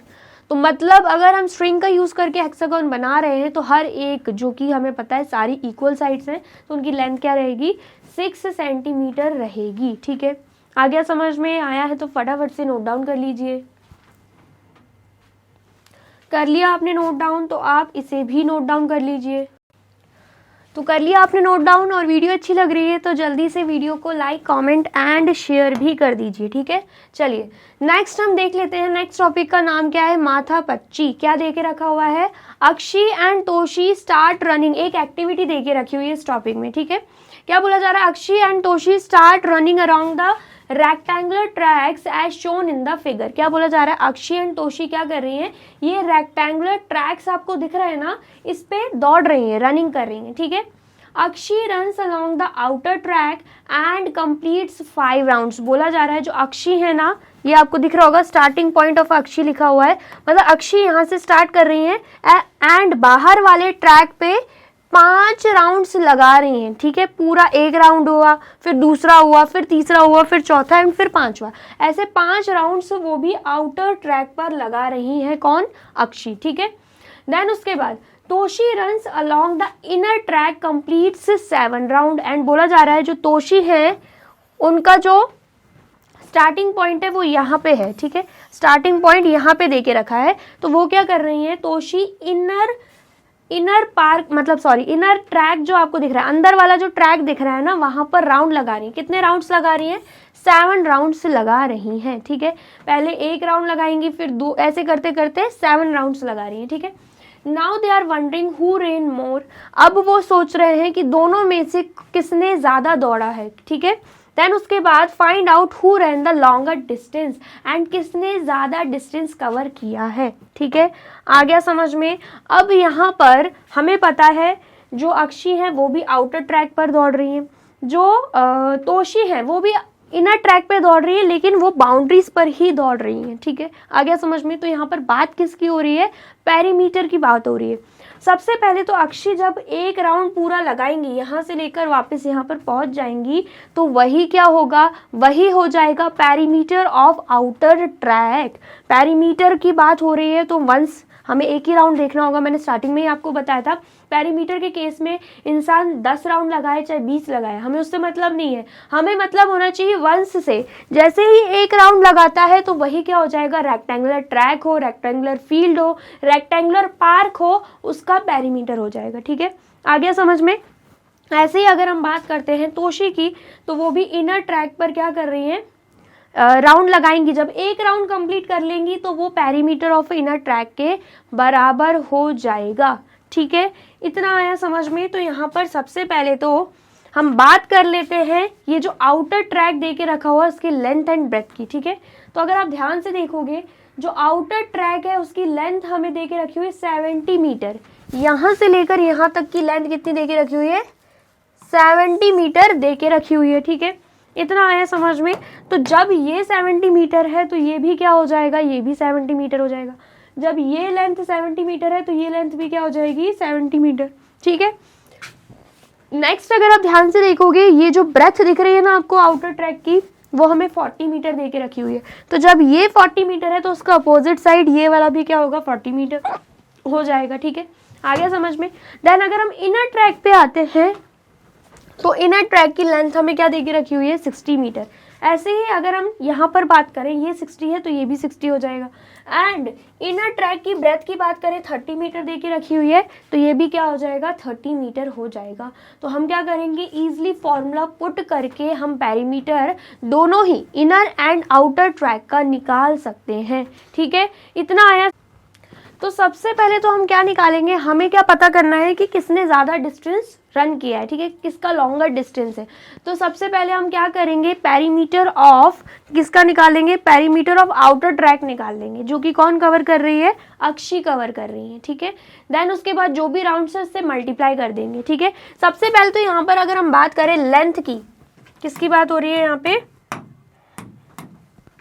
बात हो रही है यहाँ पे लेंथ की, वो भी length of a outer track. तो लेंथ कितना देके रखा हुआ है? हमें 70 मीटर देके रखा हुआ है, ठीक है। फिर उसके बाद अगर हम बात करते हैं ब्रेथ की, वो भी breadth of a outer track. तो ब्रेथ कितनी देके रखी हुई है? 40 मीटर देके रखी हुई है, ठीक है।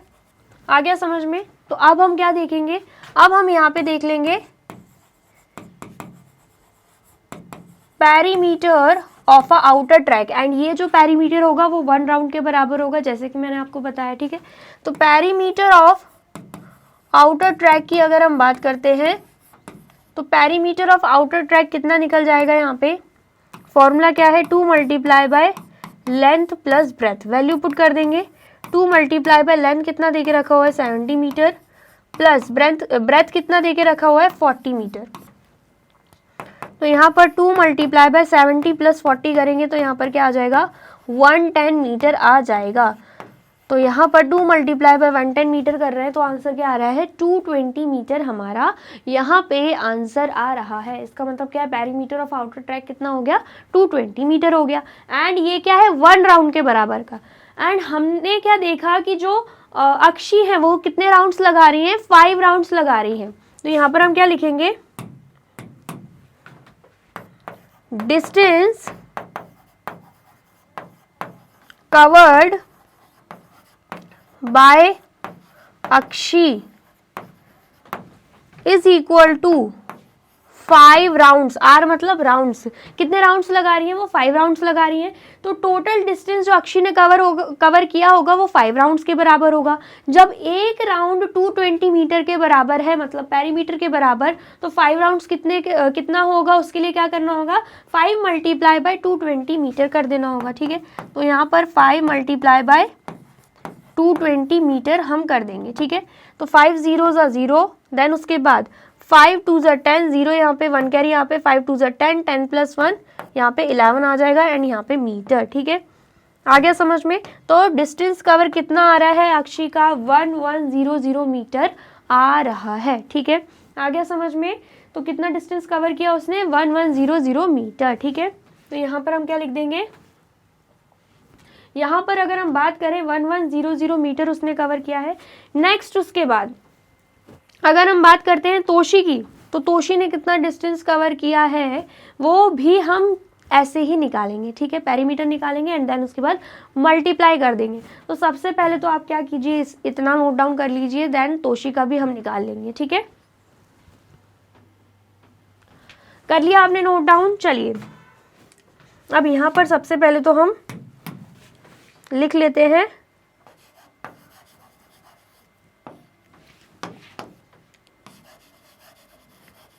जो अक्षी है उन्होंने कितना डिस्टेंस कवर किया है? 1100 मीटर, ठीक है। आ गया समझ में। अब यहाँ पर अगर हम बात करते हैं इनर ट्रैक की, क्योंकि जो तोशी है वो तो इनर ट्रैक पर ही रन कर रही थी, ठीक है। तो अब किसकी बात होगी, अब इनर ट्रैक की बात हो जाएगी, ठीक है। तो यहां पर अगर हम बात करते हैं लेंथ ऑफ इनर ट्रैक की, तो लेंथ ऑफ इनर ट्रैक कितना देके रखा हुआ है, 60 मीटर। तो यहाँ पर हम लिख देंगे 60 metre. Breadth of inner track की अगर हम बात करते हैं तो ब्रेथ कितना देके रखा हुआ है, 30 मीटर। तो यहाँ पर हम लिख देंगे 30 मीटर। तो पेरीमीटर ऑफ इनर ट्रैक जो है वो 1 राउंड के बराबर हो जाएगा, जो तोशी ने लगाया होगा, ठीक है। आ गया समझ में। तो यहाँ पर फॉर्मूला तो सेम रहने वाला है, बस वैल्यूज ही चेंज हो जाएंगी, ठीक है। आ गया समझ में। तो लेंथ कितनी है, 60 मीटर। तो यहाँ पर हम लिख देंगे 60 मीटर। ब्रेथ कितनी है, 30 मीटर। तो यहाँ पर हम लिख देंगे 30 मीटर। तो 2 मल्टीप्लाई बाय हमें क्या करना होगा, 60 + 30 हो जाता है 90 मीटर, ठीक है। तो 2 मल्टीप्लाई बाय 90 मीटर करेंगे तो आंसर क्या आएगा, 180 मीटर हमारा आंसर आ जाएगा, ठीक है। आ गया समझ में। अब हमें क्या निकालना है, अब हमें निकालना है डिस्टेंस कवर्ड बाय तोशी। क्या निकालना है हमें, डिस्टेंस कवर्ड बाय तोशी निकालना है, ठीक है। हमें पता है 1 round is equal to 180 metre है। एंड कितना डिस्टेंस तोशी ने कवर किया है, तोशी ने लगाए हैं पूरे 7 राउंड्स। तो 7 राउंड्स निकालने के लिए 7 मल्टीप्लाई बाय 180 मीटर हो जाएगा, ठीक है। क्या करेंगे हम, 7 मल्टीप्लाई बाय 180 मीटर। 7 0 × 0, 7 8 से कितना होता है यहाँ पे, 7 8 × 56, 5 कैरी यहाँ पे, 7 1 × 7 + 5 कर देंगे तो यहाँ पर क्या आ जाएगा, 12 आ जाएगा। तो 1260 मीटर हमारा यहाँ पे आंसर आ रहा है, ठीक है। क्या आ रहा है, अगर हम तोशी की बात करते हैं, तोशी ने टोटल 1260 मीटर डिस्टेंस कवर किया है। अब बोला जा रहा था find out who rain the longer distance. तो आप देख सकते हो तोशी ने जो है वो लॉन्गर डिस्टेंस कवर किया है। तो यहाँ पर हम क्या लिख देंगे, आंसर क्या लिख देंगे, तोशी रेन लॉन्गर डिस्टेंस, ठीक है। आया समझ में, आया है तो फटाफट से नोट डाउन कर लीजिए। कर लिया आपने नोट डाउन, चलिए अब नेक्स्ट हम देख लेते हैं। Each track is a rectangle. यहाँ पे क्या बोला जा रहा है, वैसे तो हमने सॉल्व कर ही लिया है, फिर भी हम एक बार पढ़ लेते हैं। बोला जा रहा है हर एक ट्रैक हमें रेक्टेंगल शेप का दिख रहा है, ठीक है। Akshi track has length 70 metre and breadth 40 metre. हमने क्या देखा, जो अक्षी का ट्रैक है उसकी लेंथ 70 मीटर है एंड ब्रेथ 40 मीटर है, ठीक है। Running 1 complete round on this track would cover 220 metre. अगर हम एक राउंड लगा रहे हैं, मतलब जो अक्षी है वो एक राउंड लगा रही है, तो कितना डिस्टेंस कवर करेंगी, 220 मीटर, मतलब वही पेरीमीटर जो हमने निकाला था, ठीक है। That means 2 multiply by 70 + 40 metre is equal to 220 metre. यहाँ पर भी उन्होंने पेरीमीटर का ही फॉर्मूला लगाया हुआ है, ठीक है। This is the distance covered by Akshi in 1 round. तो बोला जा रहा है ये क्या है, ये डिस्टेंस कवर्ड बाय अक्षी है, वो भी एक राउंड में, ठीक है। अभी 5 राउंड्स का नहीं निकाला है, सिर्फ एक ही राउंड का उन्होंने निकाला है, ठीक है। इतना आया समझ में, आया है तो फटाफट से नोट डाउन कर लीजिए। कर लिया आपने नोट डाउन, चलिए अब बोला जा रहा है कि हमें क्या सॉल्व करने हैं, क्वेश्चन करने हैं सॉल्व, जो कि आपके figure it out page number 133 पे देके रखे हुए हैं, ठीक है। क्वेश्चन फर्स्ट क्या है, find out the total distance Akshi has covered in 5 round. वैसे तो हमने सॉल्व कर लिया है, वही सॉल्यूशन यहाँ पे आएगा, ठीक है। मैं एट द लास्ट जो आंसर आया था वो लिख देती हूँ, the total distance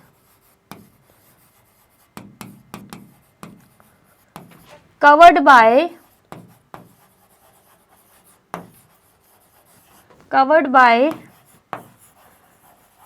Akshi is 1100 metre, ठीक है। इतना आया समझ में, आया है तो फटाफट से नोट डाउन कर लीजिए। कर लिया आपने नोट डाउन, चलिए नेक्स्ट देख लेते हैं। नेक्स्ट क्या है, question second, find out the total distance Toshi has covered in 7 rounds who ran longer distance. तो सेम वही आंसर, तोशी का भी हमने निकाल लिया था, लॉन्गर डिस्टेंस भी हमने देख लिया था कि तोशी ने ही लॉन्गर डिस्टेंस रेन किया है, ठीक है। आ गया समझ में, तो वही सॉल्यूशन आपको यहाँ पे डाल देना है, ठीक है। चलिए अब हम देख लेते हैं डीप डाइव। टॉपिक क्या है हमारा, डीप डाइव। क्या बोला जा रहा है, in races usually there is a common finish line for all the runners. अगर हम रेस की बात करें, जैसे कि रेस होती है स्कूल में या कहीं पे भी, तो हमने क्या देखा है कि सबके लिए कॉमन फिनिश लाइन होती है, ठीक है। Here are two square running tracks. क्या बोला जा रहा है यहाँ पर, 2 स्क्वायर रनिंग ट्रैक्स बने हुए हैं, आप देख सकते हो, एक ये है एंड एक ये है, ठीक है। आ गया समझ में, चलिए। With the inner track of 100 metre each side and outer track of 150 metre each side। तो बोला जा रहा है यहाँ पर जो इनर ट्रैक है ना, उसकी हर एक साइड 100 मीटर बराबर है, एंड जो आउटर ट्रैक है उसकी हर एक साइड 150 मीटर बराबर है, ठीक है। तो common finishing line for both runner is shown by the flag in the figure. क्या बोला जा रहा है, दोनों ही रनर्स के लिए ये क्या है, ये कॉमन फिनिशिंग लाइन है। ये जो फ्लैग दिख रहा है ना, ये दोनों ही रनर्स के लिए क्या है, कॉमन फिनिशिंग लाइन, ठीक है। Which are in the centre of one of the sides of the track, जो कि बिल्कुल सेंटर में बनी हुई है, दोनों ही ट्रैक के बिल्कुल सेंटर में, ठीक है। इतना आया समझ में, आया है तो फटाफट से नोट डाउन कर लीजिए। कर लिया आपने नोट डाउन, चलिए।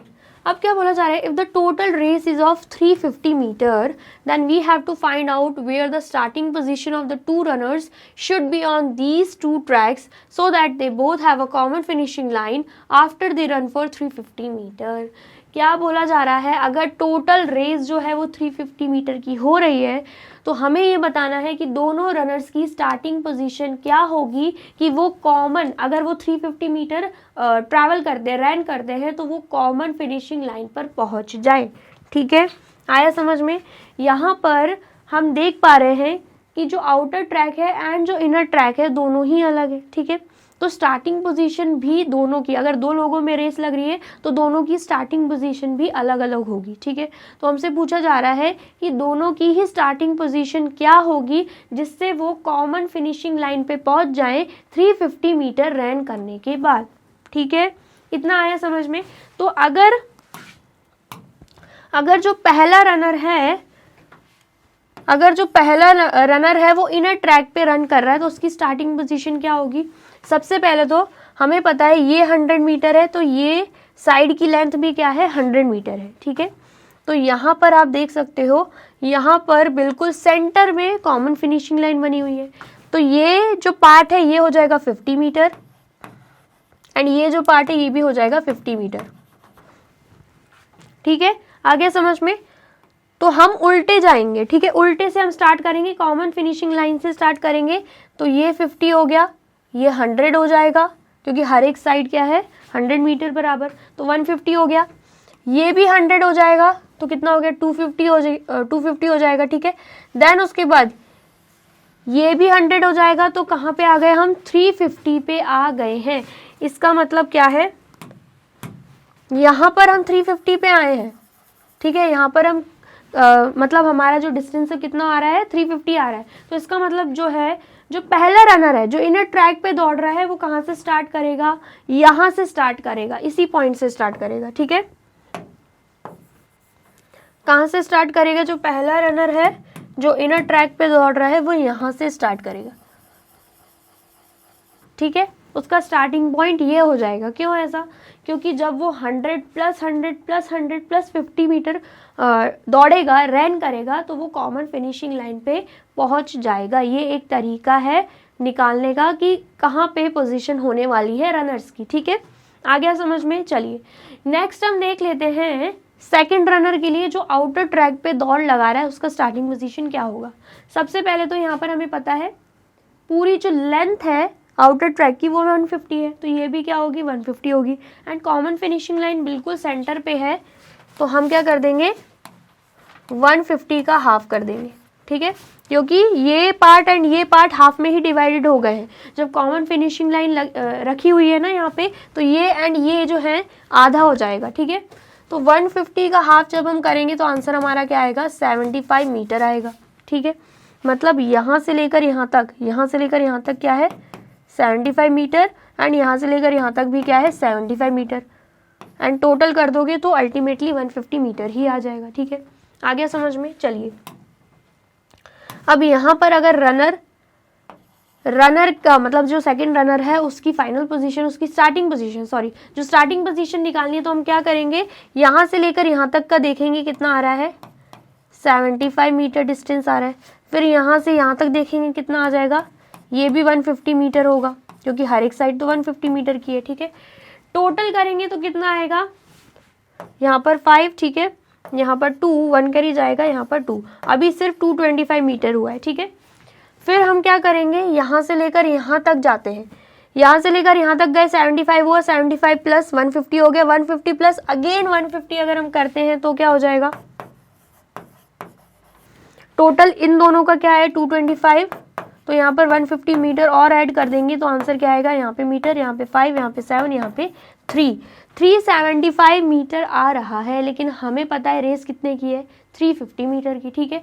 तो मतलब हम पूरा यहाँ तक तो नहीं पहुँच सकते, ये ज़्यादा हो जाएगा, 375 ज़्यादा हो रहा है 350 से। तो इसका मतलब क्या है, इससे थोड़े पहले मतलब यहाँ पर हो जाएगी सेकंड रनर की स्टार्टिंग, ठीक है।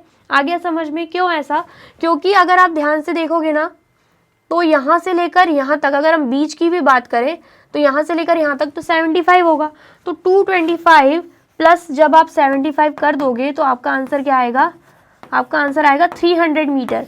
लेकिन रेस कितने की हो रही है, रेस हो रही है 350 मीटर की, तो इसलिए हमने क्या किया, थोड़ा और आगे बढ़ा दिया इस पॉइंट को, ठीक है, उसके स्टार्टिंग पॉइंट को थोड़ा और आगे बढ़ा दिया, जिससे हम देख पा रहे हैं कि यहाँ से लेकर यहाँ तक पूरा जब वो कवर करेंगे तो कॉमन फिनिशिंग पॉइंट पे पहुँच जाएंगे, ठीक है। आ गया समझ में, जल्दी से बताइए समझ में आया है, क्योंकि 350 माइनस रेस कितने की है, 350 की है, 350 माइनस 225 करोगे ना तो क्या आएगा, यहाँ पे 5 आएगा, यहाँ पे 2 आ जाएगा, ठीक है, एंड यहाँ पर 1 आ जाएगा। मतलब यहाँ से लेकर यहाँ तक का डिस्टेंस कितना होना चाहिए, 125 मीटर होना चाहिए, ठीक है। यहाँ से लेकर यहाँ तक 125, यहाँ से लेकर यहाँ तक 150 एंड यहाँ से लेकर यहाँ तक 75 हो जाएगा। तो जब इतना डिस्टेंस सेकंड रनर कवर कर लेगा तो वो कॉमन फिनिशिंग लाइन पे पहुँच जाएगा, ठीक है। आ गया समझ में, आया है तो फटाफट से नोट डाउन कर लीजिए। कर लिया आपने नोट डाउन, चलिए नेक्स्ट हम देख लेते हैं। Mark the starting point of the runner on the inner track as A and runner on the outer track as B, ठीक है, मार्क करना है। तो यहाँ पर हम क्या करेंगे, मार्क कर लेंगे। हमने क्या देखा था कि जो इनर ट्रैक है वो कहाँ से स्टार्ट करेगा, वो यहाँ से स्टार्ट करेगा, तो यहाँ पर हम ए लिख देते हैं, एंड जो आउटर ट्रैक है वो यहाँ से स्टार्ट करेगा, यहाँ पर हम बी लिख देते हैं, ठीक है। आ गया समझ में, आया है तो फटाफट से नोट डाउन कर लीजिए। कर लिया आपने नोट डाउन तो आप इसे भी नोट डाउन कर सकते हैं। कर लिया आपने नोट डाउन, चलिए अब नेक्स्ट देखते हैं। नेक्स्ट टॉपिक क्या है, एस्टिमेट एंड वेरीफाई। क्या बोला जा रहा है, take a rough sheet of paper और अ शीट ऑफ न्यूज़पेपर। हमें क्या करना है, रफ शीट लेना है पेपर का या फिर न्यूज़पेपर का, ठीक है। Make a few random shapes by cutting the paper in different ways. बोला जा रहा है कि हमें अलग अलग शेप्स काटने हैं, अलग अलग शेप्स बनाने हैं एंड पेपर को क्या करना है, कट करना है अलग अलग तरीके से, ठीक है। Estimate the total length of the boundary of each shape, then use a scale or measure tape to measure and verify the perimeter for each shape. तो क्या बोला जा रहा है, हमें क्या करना है, जब हम शेप्स को काटेंगे तो उनकी बाउंड्रीज जो होगी उसका हमें पेरीमीटर फाइंड आउट करना है, उस बाउंड्री की लेंथ फाइंड आउट करनी है कि कितनी आएगी, ठीक है। आ गया समझ में, पहले तो एस्टिमेट करना है, एस्टिमेट मतलब अनुमान लगाना है, ठीक है, तुक्का लगाना है, एंड देन उसके बाद हमें स्केल से क्या करना है, स्केल या फिर टेप से हमें मेजरमेंट करना है कि जो हमने एस्टिमेट किया था वो सही है या नहीं है। तो ये एक तरीके से एक्टिविटी दे के रखिए जो कि आपके लिए होमवर्क है, मैंने आपको एक्सप्लेन कर दिया, ठीक है। आ गया समझ में, आया है तो आप इसे भी नोट डाउन कर लीजिए। कर लिया आपने नोट डाउन, चलिए नेक्स्ट क्या है।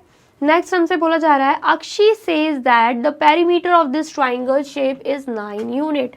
अक्षी क्या बोल रही है कि यहाँ पर जो ट्राइंगल बना हुआ है ना, इसका पेरीमीटर क्या है, 9 यूनिट है, ठीक है। Toshi says it can't be 9 units and perimeter will be more than 9 units, what do you think. लेकिन तोशी क्या बोल रही हैं कि इसका पेरीमीटर 9 यूनिट हो ही नहीं सकता, 9 यूनिट से ज़्यादा होगा। तो पूछा जा रहा है आपका क्या कहना है। तो यहाँ पर जो अक्षी ने बोला है 9 यूनिट के बारे में, वो इसलिए बोला है क्योंकि वो मान रही है यहाँ से लेकर यहाँ तक 1 यूनिट, यहाँ से लेकर यहाँ तक 2 यूनिट, यहाँ से लेकर यहाँ तक 3 यूनिट। सेम ऐसे ये 3 यूनिट हो गया, ये भी 1 2 3, ये भी 3 यूनिट हो गया, एंड ये 1 2 3, ये भी 3 यूनिट हो गया। तो जब वो तीनों साइड्स को ऐड कर रही हैं तो 9 यूनिट उनका आंसर आ रहा है, ठीक है। लेकिन तोशी का क्या कहना है कि ये 3 एंड ये 3 तो चलो मानते हैं सेम है, ठीक है, लेकिन ये जो आपको डायगोनल लाइन दिख रही है ना, ये जो टेढ़ी लाइन दिख रही है, ये सेम नहीं है। ये 1 यूनिट 1 यूनिट 1 यूनिट नहीं होगा। आप क्योंकि ध्यान से एनालाइज करोगे, इसका डिस्टेंस ज़्यादा है एज कंपैरिजन टू दिस। इन दोनों का डिस्टेंस, इन दोनों पॉइंट का डिस्टेंस कम है, जिसे हम 1 यूनिट मान रहे हैं, लेकिन इन दोनों पॉइंट का डिस्टेंस ज़्यादा है, ठीक है। तो हम इसे भी 1 यूनिट नहीं मान सकते। भले मेजरमेंट नहीं पता, लेकिन हमें देख के समझ में आ रहा है। और अगर आप ऑब्जर्व करोगे ध्यान से, ये रेड लाइन बनी हुई है, ये रेड लाइन बनी हुई है, इसका मतलब क्या है, दोनों की ही लेंथ सेम है, लेकिन इसको ब्लू लाइन से बनाया गया है, ब्लू कलर से बनाया गया है, मतलब इसका डिफरेंट है, ठीक है, इसकी लेंथ डिफरेंट है। आया इतना समझ में? तो क्या देके रखा है, this figure has lines of 2 different unit length. ये जो फिगर हमें दिख रहा है ना, इसमें जो लाइन्स हैं उनमें 2 अलग अलग यूनिट लेंथ दे के रखी हुई है, ठीक है। Measure the length of a red line and a blue line are they same. अब बोला जा रहा है हमें मेजर करना है red line and blue line को। आपकी बुक में दे के रखा होगा फिगर, तो आप मेजर कर सकते हो स्केल से, ठीक है। क्या बोला जा रहा है, red line and blue line को मेजर करना है, क्या उसका मेजरमेंट सेम आएगा? तो जब आप मेजर करके देखोगे ना, बिल्कुल सेम नहीं आएगा, तो यहाँ पर हम लिख देंगे नो, ठीक है।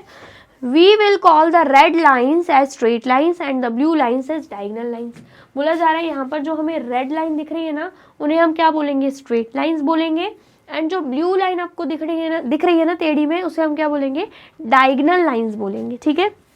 So the perimeter of this triangle is 6 straight units and plus 3 diagonal units. We can write this in a short form as 6s plus 3d. क्या बोला जा रहा है कि रेड लाइन, जो रेड लाइन से उसे हम क्या बोलेंगे, जो रेड लाइन से है उसे हम क्या बोलेंगे, स्ट्रेट लाइन्स, एंड जो ब्लू लाइन से उसे हम क्या बोलेंगे,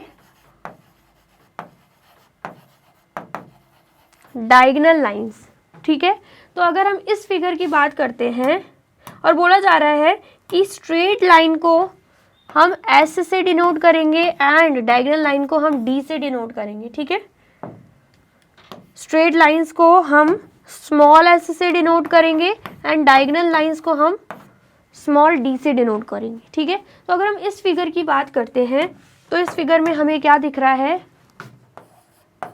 2 रेड लाइंस दिख रही हैं। अगर हम पेरीमीटर निकालेंगे तो 2 रेड लाइंस हैं प्लस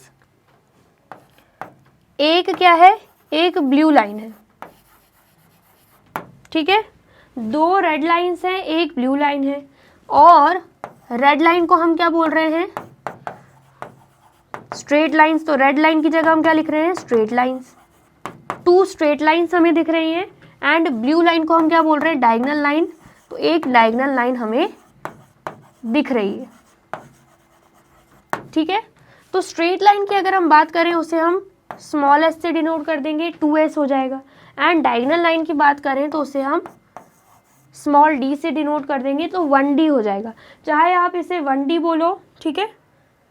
हाँ, यहाँ पर थोड़ा सा डाउट, यहाँ पर हमने मिस्टेक कर दी। यहाँ पर यूनिट्स में अगर हम बात करें, चलो लाइंस की तो सही बात करी हमने कि 2 रेड लाइंस है एंड एक ब्लू लाइंस है, लेकिन अगर हमें पेरीमीटर में निकालना है ना, तो यहाँ पर जो अक्षी है किसकी बात कर रही है, यूनिट्स की बात कर रही है ना, तो हम यूनिट्स में लिखेंगे। ये तो चलो हमने सही लिखा है 2 red lines and straight lines के बारे में, ठीक है। लेकिन तोशी को लाइंस में आंसर नहीं चाहिए एंड ना ही अक्षी को लाइंस में आंसर चाहिए, अक्षी एंड तोशी को यूनिट्स में आंसर चाहिए, क्योंकि उनको निकालना क्या है, पेरीमीटर निकालना है, ठीक है। तो यहाँ पर अगर हम रेड लाइन को देखें, 1 2 3 यूनिट्स यहाँ पे आ रहे हैं, 1 2 3 यूनिट्स यहाँ पे आ रहे हैं, ठीक है। 3 यहाँ पर है, 3 यहाँ पे है, टोटल मिला के 6 यूनिट्स आ रहे हैं। कितने यूनिट्स आ रहे हैं, टोटल मिला के 6 स्ट्रेट यूनिट्स हमें मिल रही हैं।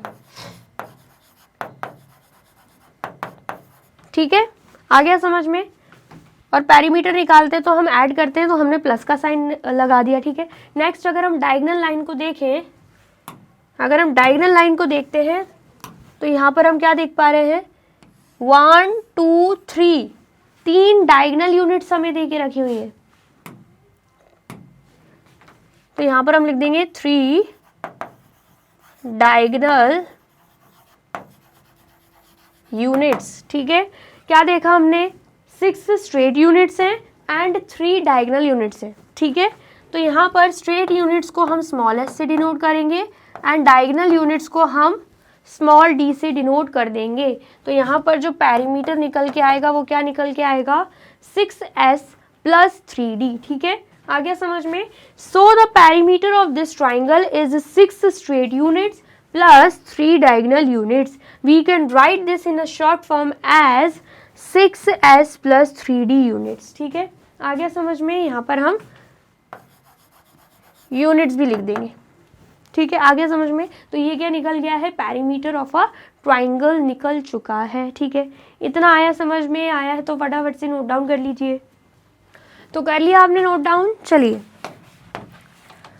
अब नेक्स्ट क्या देके रखा है, right the perimeters of the figure below in terms of straight and diagonal units. आप देख सकते हो ये अगेन हमें फिगर्स देके रखे हुए हैं।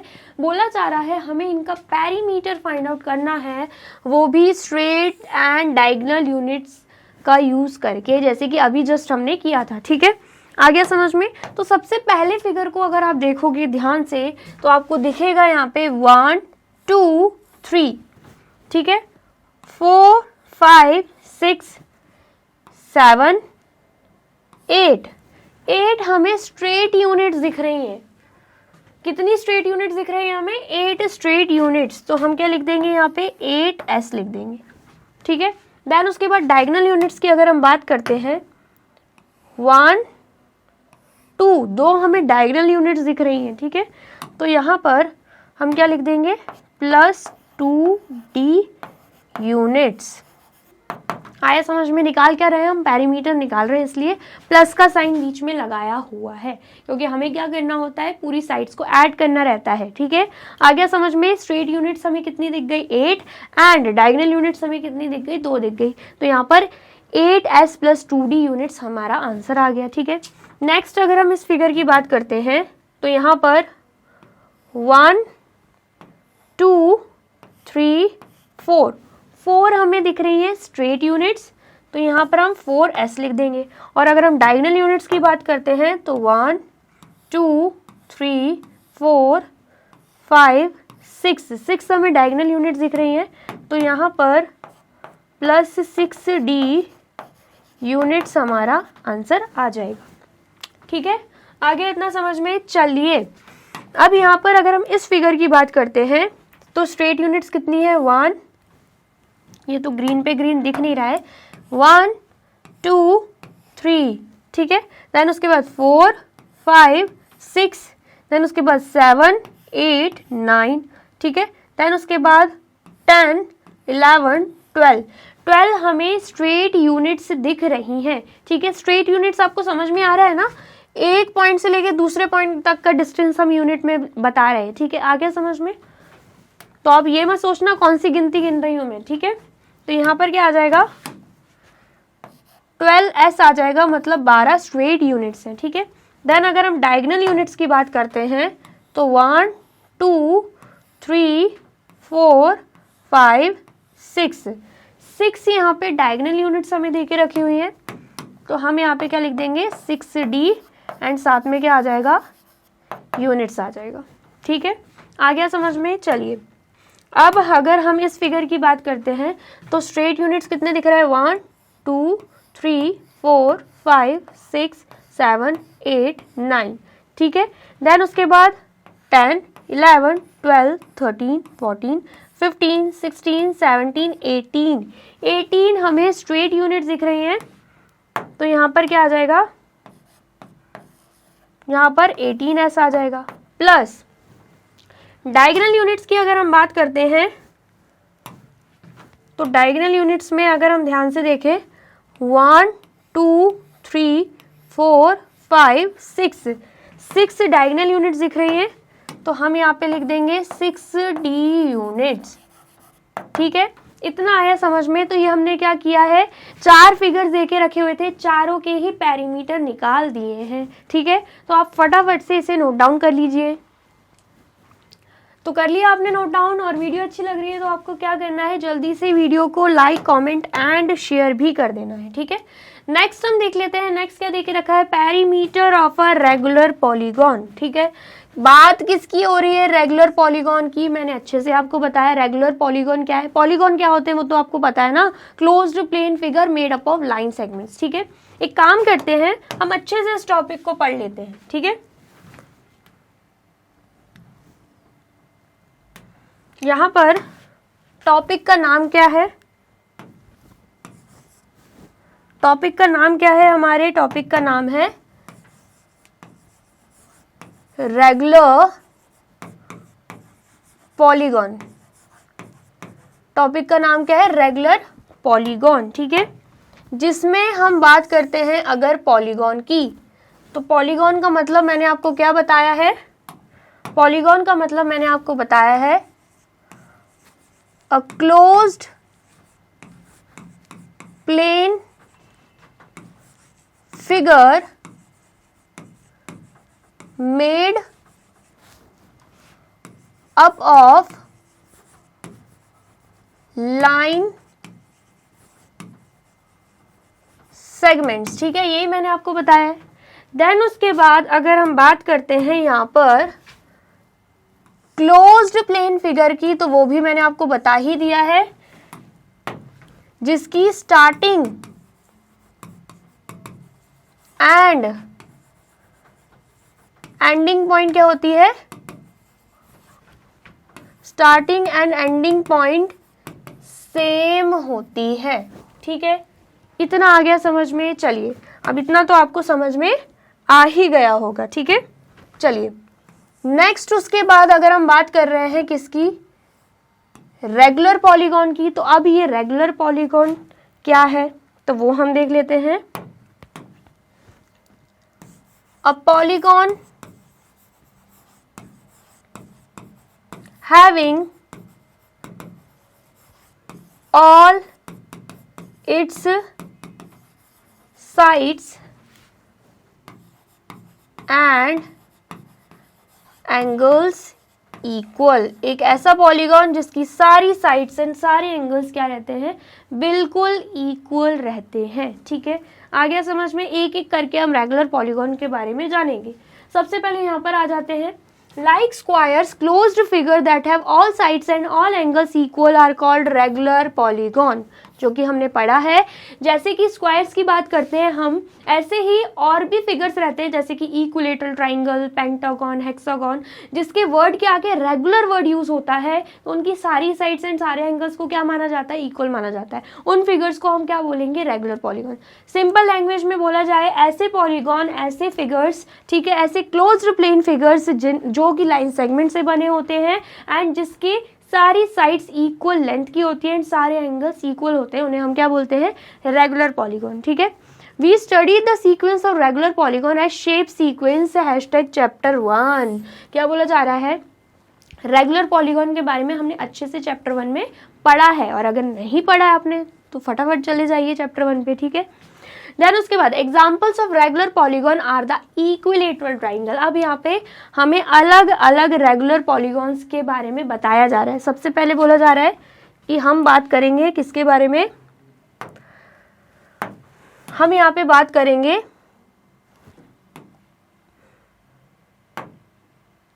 हम यहाँ पे बात कर लेंगे सबसे पहले तो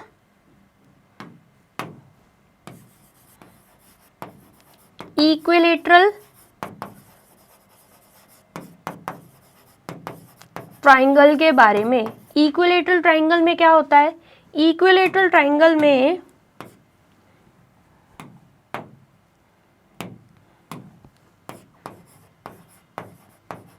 having all the 3 साइड्स, या ऐसे लिख देंगे having all the sides and angles equal. Equilateral triangle में क्या होता है, सारे साइड्स एंड सारे एंगल्स क्या रहते हैं, इक्वल रहते हैं। ठीक है, फिर हम बात कर लेते हैं पेंटागन की। मैंने आपको पहले भी बताया है पेंटागन में क्या रहता है, पेंटागन में 5 साइड्स रहती हैं, लेकिन अगर पेंटागन के आगे वर्ड यूज हो रहा है रेगुलर, रेगुलर पेंटागन की बात हो रही है, तो उस केस में क्या हो गया, उस केस में उसके 5 साइड्स एंड 5 एंगल्स क्या हो जाएंगे, बिल्कुल इक्वल हो जाएंगे। ठीक है, तो यहां पर हम लिख देंगे again having all the 5 sides and 5 angles equal।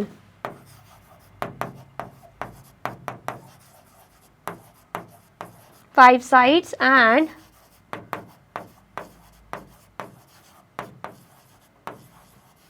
5 angles equal। ठीक है, यहां पर भी हम चेंज कर लेते हैं having all the 3 sides। इससे क्या पता चल जाएगा कि साइड्स भी कितनी साइड्स की बात हो रही है। ठीक है, 3 sides and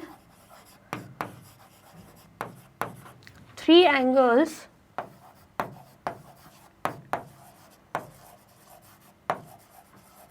इक्वल। ठीक है, देन उसके बाद अगर हम बात करते हैं हेक्सागन की, किसकी बात हो रही है, हेक्सागन की। तो हेक्सागन में भी मैंने आपको बताया है कि कितनी साइड्स रहती हैं, 6 साइड्स। लेकिन अगर उसके आगे लग जा रहा है रेगुलर वर्ड, रेगुलर हेक्सागन, तो इसका मतलब क्या है, इसका मतलब है उसकी 6 की 6 साइड्स एंड 6 के 6 एंगल्स बिल्कुल इक्वल हो जाएंगे। ठीक है, having all the 6 sides and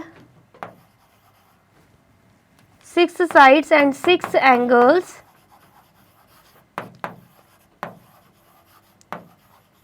equal। ठीक है, इतना आ गया समझ में। चलिए, देन उसके बाद यहाँ पर क्या देख रखा है, examples of regular polygons are the equilateral triangle where all the sides, all the 3 sides and all 3 angles are equal, वही चीज बोली गई है।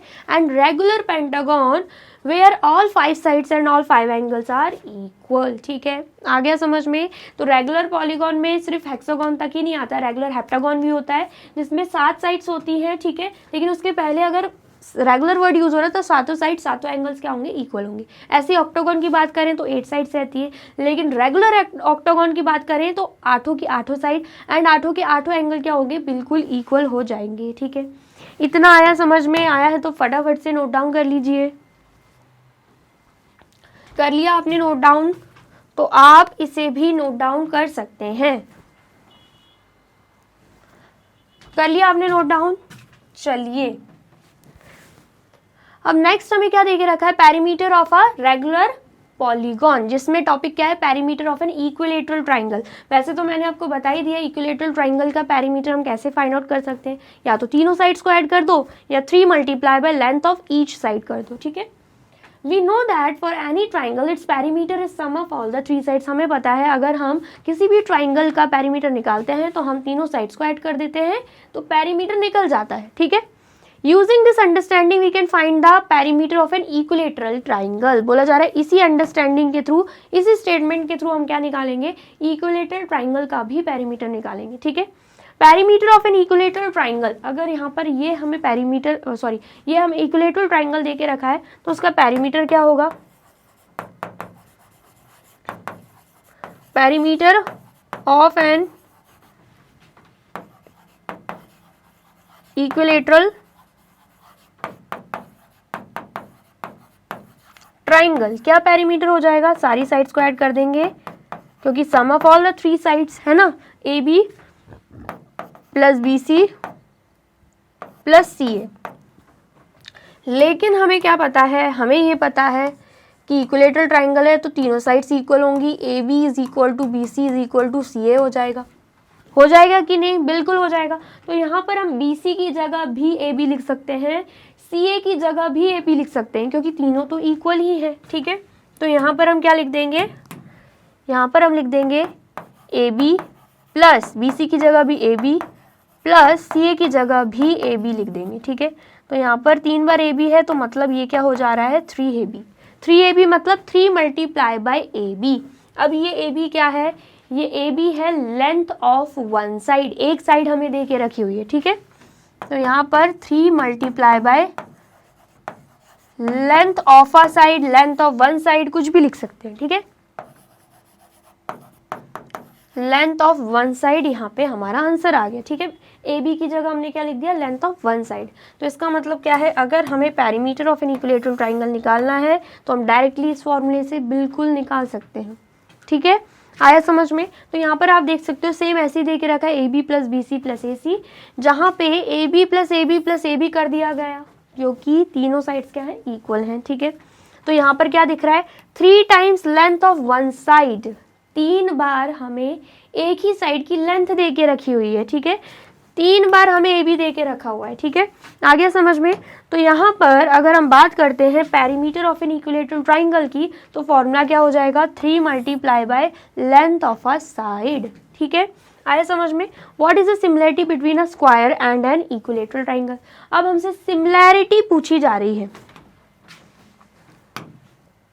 तो सिमिलैरिटी क्या है,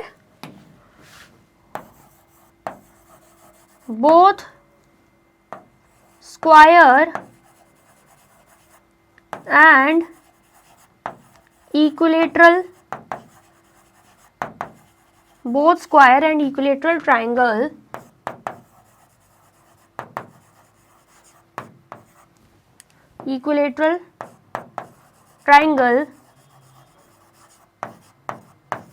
have all its sides and angles equal। तो क्या लिख दिया हमने, अगर हम बात करें स्क्वायर एंड इक्विलैटरल ट्राइंगल की, तो यहाँ पर सारे साइड्स, दोनों में ही सारे साइड्स एंड सारे एंगल्स क्या रहते हैं, बिल्कुल इक्वल रहते हैं, ठीक है। इतना आया समझ में, आया है तो फटाफट से नोट डाउन कर लीजिए। कर लिया आपने नोट डाउन। चलिए नेक्स्ट देख लेते हैं। नेक्स्ट क्या है, find various object from your surrounding that have regular shapes and find the perimeters. क्या बोला जा रहा है कि हमें क्या करना है, आपके आसपास, मतलब आपको क्या करना है, आपके आसपास देखने कौन कौन से रेगुलर शेप्स हैं, रेगुलर पॉलीगॉन्स हैं, जिनकी सारी साइड्स एंड सारे एंगल्स क्या हैं, इक्वल हैं। तो ऐसे शेप्स का निकालना क्या है, आपको पेरीमीटर निकालना है, ठीक है। Also generalise your understanding for the perimeter of other regular polygons. वही सेम चीज़ बोली गई है, रेगुलर पॉलीगॉन्स का क्या निकालना है, हमें क्या निकालना है, पेरीमीटर निकालना है। अब यहाँ पर जो बोला जा रहा है ना, अदर रेगुलर पॉलीगॉन, तो बोला जा रहा है कि जैसे कि आपने इक्विलैटरल ट्राइंगल में खुद ब खुद फॉर्मूला बना दिया, तो वैसे ही दूसरे जो पॉलीगॉन्स रहते हैं, रेगुलर पॉलीगॉन्स रहते हैं, उसका भी आप खुद से फॉर्मूला बना सकते हो। जैसे कि perimeter of an equilateral triangle की अगर हम बात करें तो क्या फॉर्मूला बना, 3 साइड्स हैं तो 3 multiply by length of one side, मैं डायरेक्टली साइड लिख रही हूँ, ठीक है। देन उसके बाद पेरीमीटर ऑफ अ स्क्वायर की बात करें तो क्या फॉर्मूला बन जाएगा, 4 मल्टीप्लाई बाय साइड। ऐसी अगर हम बात करें पेरीमीटर ऑफ अ पेंटागन की, तो 5 साइड्स रहते हैं, पांचों साइड्स इक्वल होंगे, तो यहाँ पर 5 मल्टीप्लाई बाय साइड हो जाएगा। ऐसी अगर हम बात करें पेरीमीटर ऑफ अ हेक्सागन की, perimeter of a regular hexagon and regular pentagon की बात हो रही है, कंफ्यूज मत हो जाना, नॉर्मल पेंटागन नहीं है, ये है रेगुलर पेंटागन, ठीक है। यहां पर भी मैं लिख देती हूं रेगुलर हेक्सागन। तो 6 साइड्स रहती हैं, 6 की 6 साइड्स इक्वल रहती हैं, तो 6 मल्टीप्लाई बाय साइड हो जाएगा, ठीक है। तो ये हमने खुद से फॉर्मूले बना लिया। ऐसे हेप्टागन की बात होगी 7 मल्टीप्लाई बाय साइड, ऑक्टागन की बात होगी तो 8 मल्टीप्लाई बाय साइड, ठीक है। आ गया समझ में, आया है तो फटाफट से नोट डाउन कर लीजिए। कर लिया आपने नोट डाउन। चलिए अब यहाँ पे हमें टॉपिक क्या दे के रखा है, स्प्लिट एंड रीजॉइन। स्प्लिट मतलब ब्रेक करना, फिर रीजॉइन मतलब दोबारा से जोड़ना, ठीक है। तो क्या बोला जा रहा है, a rectangular paper chit of dimension 6 centimetre multiply by 4 centimetre is cut as shown into 2 equal pieces. एक रेक्टेंगुलर पेपर चिट है जिसकी लेंथ एंड ब्रेथ हमें यहाँ पे देके रखी हुई, डायमेंशंस मतलब लेंथ ब्रेथ देके रखी हुई है, ठीक है। लेंथ हम ले लेंगे 6 सेंटीमीटर, ब्रेथ हम ले लेंगे 4 सेंटीमीटर, ठीक है। आगे समझ में बोला जा रहा है उनको 2 इक्वल पीसेस में कट कर दिया गया, ठीक है। आगे समझ में, These 2 pieces are joined in different ways, ठीक है। सबसे पहले तो रेक्टेंगुलर पेपर था, ये हम मानते हैं ये क्या है, ये हम मान लेते हैं ये क्या है, ये रेक्टेंगुलर पेपर है, ठीक है, जहाँ पे 6 सेंटीमीटर लेंथ है एंड 4 सेंटीमीटर ब्रेथ है। तो बोला जा रहा है कि यहाँ पर इसे 2 पीसेस में कट कर दिया गया। आप यहाँ पे देख सकते हो, यहाँ पर देख सकते हो, यहाँ पर सेम हमें दे के रखा हुआ है एक रेक्टेंगुलर पेपर, ठीक है, देख सकते हो एक रेक्टेंगल दे के रखा है। यहाँ पर हमें 6 सेंटीमीटर ब्रेथ दे के रखी हुई है एंड 4 सेंटीमीटर लेंथ दे के रखी हुई है। तो यहाँ पर हम चेंज कर देंगे, हमें फिगर में breadth 6 centimetre and length 4 centimetre दे के रखी हुई है, ठीक है। आ गया समझ में। तो बोला जा रहा है इस पेपर को क्या कर दिया गया, कट कर दिया गया 2 पीसेस में एंड अलग अलग तरीके से उसे रीजॉइन कर दिया गया, ठीक है। जैसे कि आप देख सकते हो, जब ये 2 पीसेस में कट हुआ ये रेक्टेंगल, तो एक पीस ऐसा आया होगा एंड दूसरा पीस ऐसा आया होगा, ठीक है। आ गया समझ में। अब यहाँ पर अगर हम बात करें, ब्रेथ तो सेम ही रहेगी, ये भी 6, ये भी 6, ये भी 6, ये भी 6, लेकिन अगर हम लेंथ की बात करें ना, तो ये जो पूरी लाइन है ना, ये पूरी लाइन 2 टुकड़ों में बढ़ चुकी है। ये 2 हो जाएगा, ये भी 2 हो जाएगा, तो मतलब ये 2 होगा, ये भी 2 होगा, ये भी 2 होगा एंड ये भी 2 हो जाएगा, ठीक है। मतलब लेंथ क्या आ रही है, 2 सेंटीमीटर। इतना आ गया समझ में। चलिए, तो जब इसको ज्वाइन कर दिया गया, इन पेपर को ऐसे ज्वाइन कर दिया गया, तो टोटल लेंथ की अगर हम बात करें, यहाँ से लेकर यहाँ तक 6 है, यहाँ से लेकर यहाँ तक भी 6 है, जिन्हें हम ऐड करेंगे तो आंसर क्या आ जाएगा, 12 सेंटीमीटर आ जाएगा। इतना पूरा क्या आ जाएगा, 12 सेंटीमीटर। और ये तो सेम है, ये भी 2 है, तो ये भी क्या होगा, 2 सेंटीमीटर हो जाएगा। तो बोला जा रहा है for example the arrangement of A has a perimeter of 28 centimetre. बोला जा रहा है यहाँ पर इस रेक्टेंगल को कट करके जो अरेंजमेंट बनाई है ना, उसका पेरीमीटर क्या आया है, 28 सेंटीमीटर। कैसे आया है, हमें दिख रहा है ये अगेन क्या है, रेक्टेंगल है, तो फॉर्मूला भी रेक्टेंगल का लगेगा, 2 multiply by length plus breath. तो यहाँ पे 2 मल्टीप्लाई बाय लेंथ की अगर हम बात करते हैं, तो लेंथ मैंने आपको क्या बताया, 12 सेंटीमीटर एंड ब्रेथ 2 सेंटीमीटर, ठीक है। तो यहाँ पर 2 मल्टीप्लाई बाय क्या होगा, 12 प्लस 2 14 सेंटीमीटर। तो 2 मल्टीप्लाई बाय 14 करेंगे तो आंसर क्या आएगा यहाँ पे, 28 सेंटीमीटर। क्या आ गया आंसर, 28 सेंटीमीटर। मतलब यहाँ पर जो फिगर आया उसका पेरीमीटर कितना है, 28 सेंटीमीटर है, ठीक है। आ गया समझ में। आया है तो फटाफट से नोट डाउन कर लीजिए। कर लिया आपने नोट डाउन। चलिए अब नेक्स्ट हम देख लेते हैं, find out the length of the boundary that means the perimeter of each of the other arrangement below. अब बोला जा रहा है यहाँ पर 2 पीसेस में कट करके एक अरेंजमेंट हमने बनाया, उसका पेरीमीटर भी हमने बता दिया, लेकिन आपके लिए होमवर्क है कि आपको इन तीनों का भी बताना है। ये अलग अलग तरीके से अरेंजमेंट करी हुई है, इनका पेरीमीटर बताना है, ठीक है। आया समझ में। पेरीमीटर बताना है मतलब इनकी बाउंड्रीज की लेंथ बतानी है। आ गया समझ में। जो मैंने रेड आउटलाइन किया ना वो बताना है। तो सबसे पहले अगर आप देखोगे यहाँ से लेकर यहाँ तक कितना है, 6 सेंटीमीटर है, ठीक है। यहाँ से लेकर यहाँ तक कितना हो जाएगा, 2 सेंटीमीटर। यहाँ से लेकर यहाँ तक अगेन कितना है, 6 सेंटीमीटर।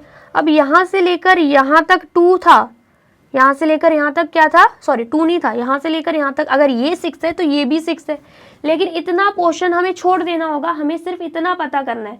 तो इतना क्या होगा, खुद दिमाग लगाइए, इतना क्या होगा, तो हमें पता है ये एंड ये 2 सेंटीमीटर है, इतना पोर्शन 2 सेंटीमीटर है, तो इतना पोर्शन भी क्या होगा 2 सेंटीमीटर होगा। हम पूरे 6 में से, ये भी पूरा 6 ही होगा, पूरे 6 में से हम 2 को माइनस कर देंगे तो इतना पोर्शन आ जाएगा। तो इतना पोर्शन कितना आएगा, 6 माइनस 2 करेंगे 4 सेंटीमीटर आएगा।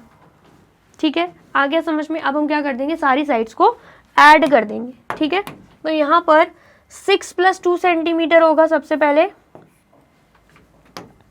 क्या हो जाएगा, यहाँ पे 6 सेंटीमीटर प्लस 2 सेंटीमीटर हो जाएगा, प्लस यहाँ से लेकर यहाँ तक अगेन 6 सेंटीमीटर, प्लस इतना क्या है 2 सेंटीमीटर, प्लस इतना क्या है 4 सेंटीमीटर। अब यहाँ से लेकर यहाँ तक की अगर हम बात करें, जितना ये 6 सेंटीमीटर दे के रखा है उतना ये भी 6 सेंटीमीटर होगा, तो प्लस 6 सेंटीमीटर कर देंगे। एंड यहाँ पे क्या है 2 सेंटीमीटर। चलिए अब ऐड कर लेते हैं। 6 प्लस 2 कितना हो जाएगा 8, 8 प्लस 6 कितना होगा 14, 14 प्लस 2 कितना होगा 16, 16 प्लस 4 कितना होगा 20, 20 प्लस 6 कितना हो जाएगा 26, 26 प्लस 2 कितना हो जाएगा 28। तो पेरीमीटर क्या आ रहा है यहाँ पे 28 आ रहा है। ठीक है, इतना आ गया समझ में। अब हम इसे भी सॉल्व करते हैं। यहाँ पर ये 2 है, ये भी 2 है। ठीक है, सबसे पहले तो पेरीमीटर कितने का फाइंड आउट करना है, यहाँ पर मैं आउटलाइन कर देती हूँ। जो बाउंड्रीज हमें दिख रही है सिर्फ उसी का पेरीमीटर हम फाइंड आउट करेंगे। ठीक है, तो यहाँ पर हमें क्या दिख रहा है, ये 2 है, ये 2 है, ये भी 2 रहेगा, ये भी 2 रहेगा। यहाँ पर भी मैं लिख लेती हूँ 2 सेंटीमीटर, यहाँ पर भी 2 सेंटीमीटर। अब यहाँ से लेकर यहाँ तक कितना होगा 6 सेंटीमीटर होगा। ठीक है, आ गया समझ में। अब यहाँ से लेकर यहाँ तक 6 सेंटीमीटर है, तो यहाँ से लेकर यहाँ तक भी 6 सेंटीमीटर ही होगा। ठीक है, लेकिन इतना 2 दे के रखा है, इतना 2 दे के रखा है, टोटल 4 सेंटीमीटर दे के रखा है। तो 6 माइनस 4 करेंगे तो ये बचा हुआ आ जाएगा कितना, 6 माइनस 4 करेंगे तो बचा हुआ आएगा 2 सेंटीमीटर। अब ये 2 सेंटीमीटर है तो ये भी क्या होगा 2 सेंटीमीटर ही होगा, है ना। एंड यहाँ से लेकर यहाँ तक कितना हो जाएगा 6 सेंटीमीटर, एंड यहाँ से लेकर यहाँ तक भी क्या हो जाएगा 6 सेंटीमीटर। अब क्या करना है, अगेन ऐड करना है। तो यहाँ पर 2 centimetre plus 6 centimetre plus 2 centimetre plus 2 centimetre plus 6 centimetre plus 2 centimetre plus 2 centimetre plus 6 centimetre कर देंगे। ठीक है, तो जब हम ऐसा कर रहे हैं तो आंसर क्या आएगा, 2 प्लस 6 8, 8 प्लस 2 10, 10 प्लस 2 12, 12 प्लस 6 कितना हो जाएगा 18, 18 प्लस 2 20, 20 प्लस 2 कितना हो जाएगा 22, 22 प्लस 6 कितना हो जाएगा 28 सेंटीमीटर। ठीक है, इतना आ गया समझ में। तो इस फिगर का भी पेरीमीटर क्या आ रहा है 28 सेंटीमीटर आ रहा है। ठीक है, तो अब हम क्या करेंगे, नेक्स्ट फिगर का भी पेरीमीटर निकाल देंगे। तो यहाँ पर पेरीमीटर इतने का निकलेगा, जो रेड आउटलाइन आपको दिख रही है ना उतने का पेरीमीटर निकल जाएगा। ठीक है, चलिए तो सबसे पहले ये जो है ये हो जाएगा 2 सेंटीमीटर। ठीक है, आ गया समझ में।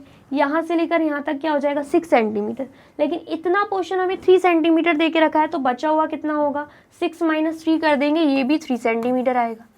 ये कितना है, ये 2 सेंटीमीटर।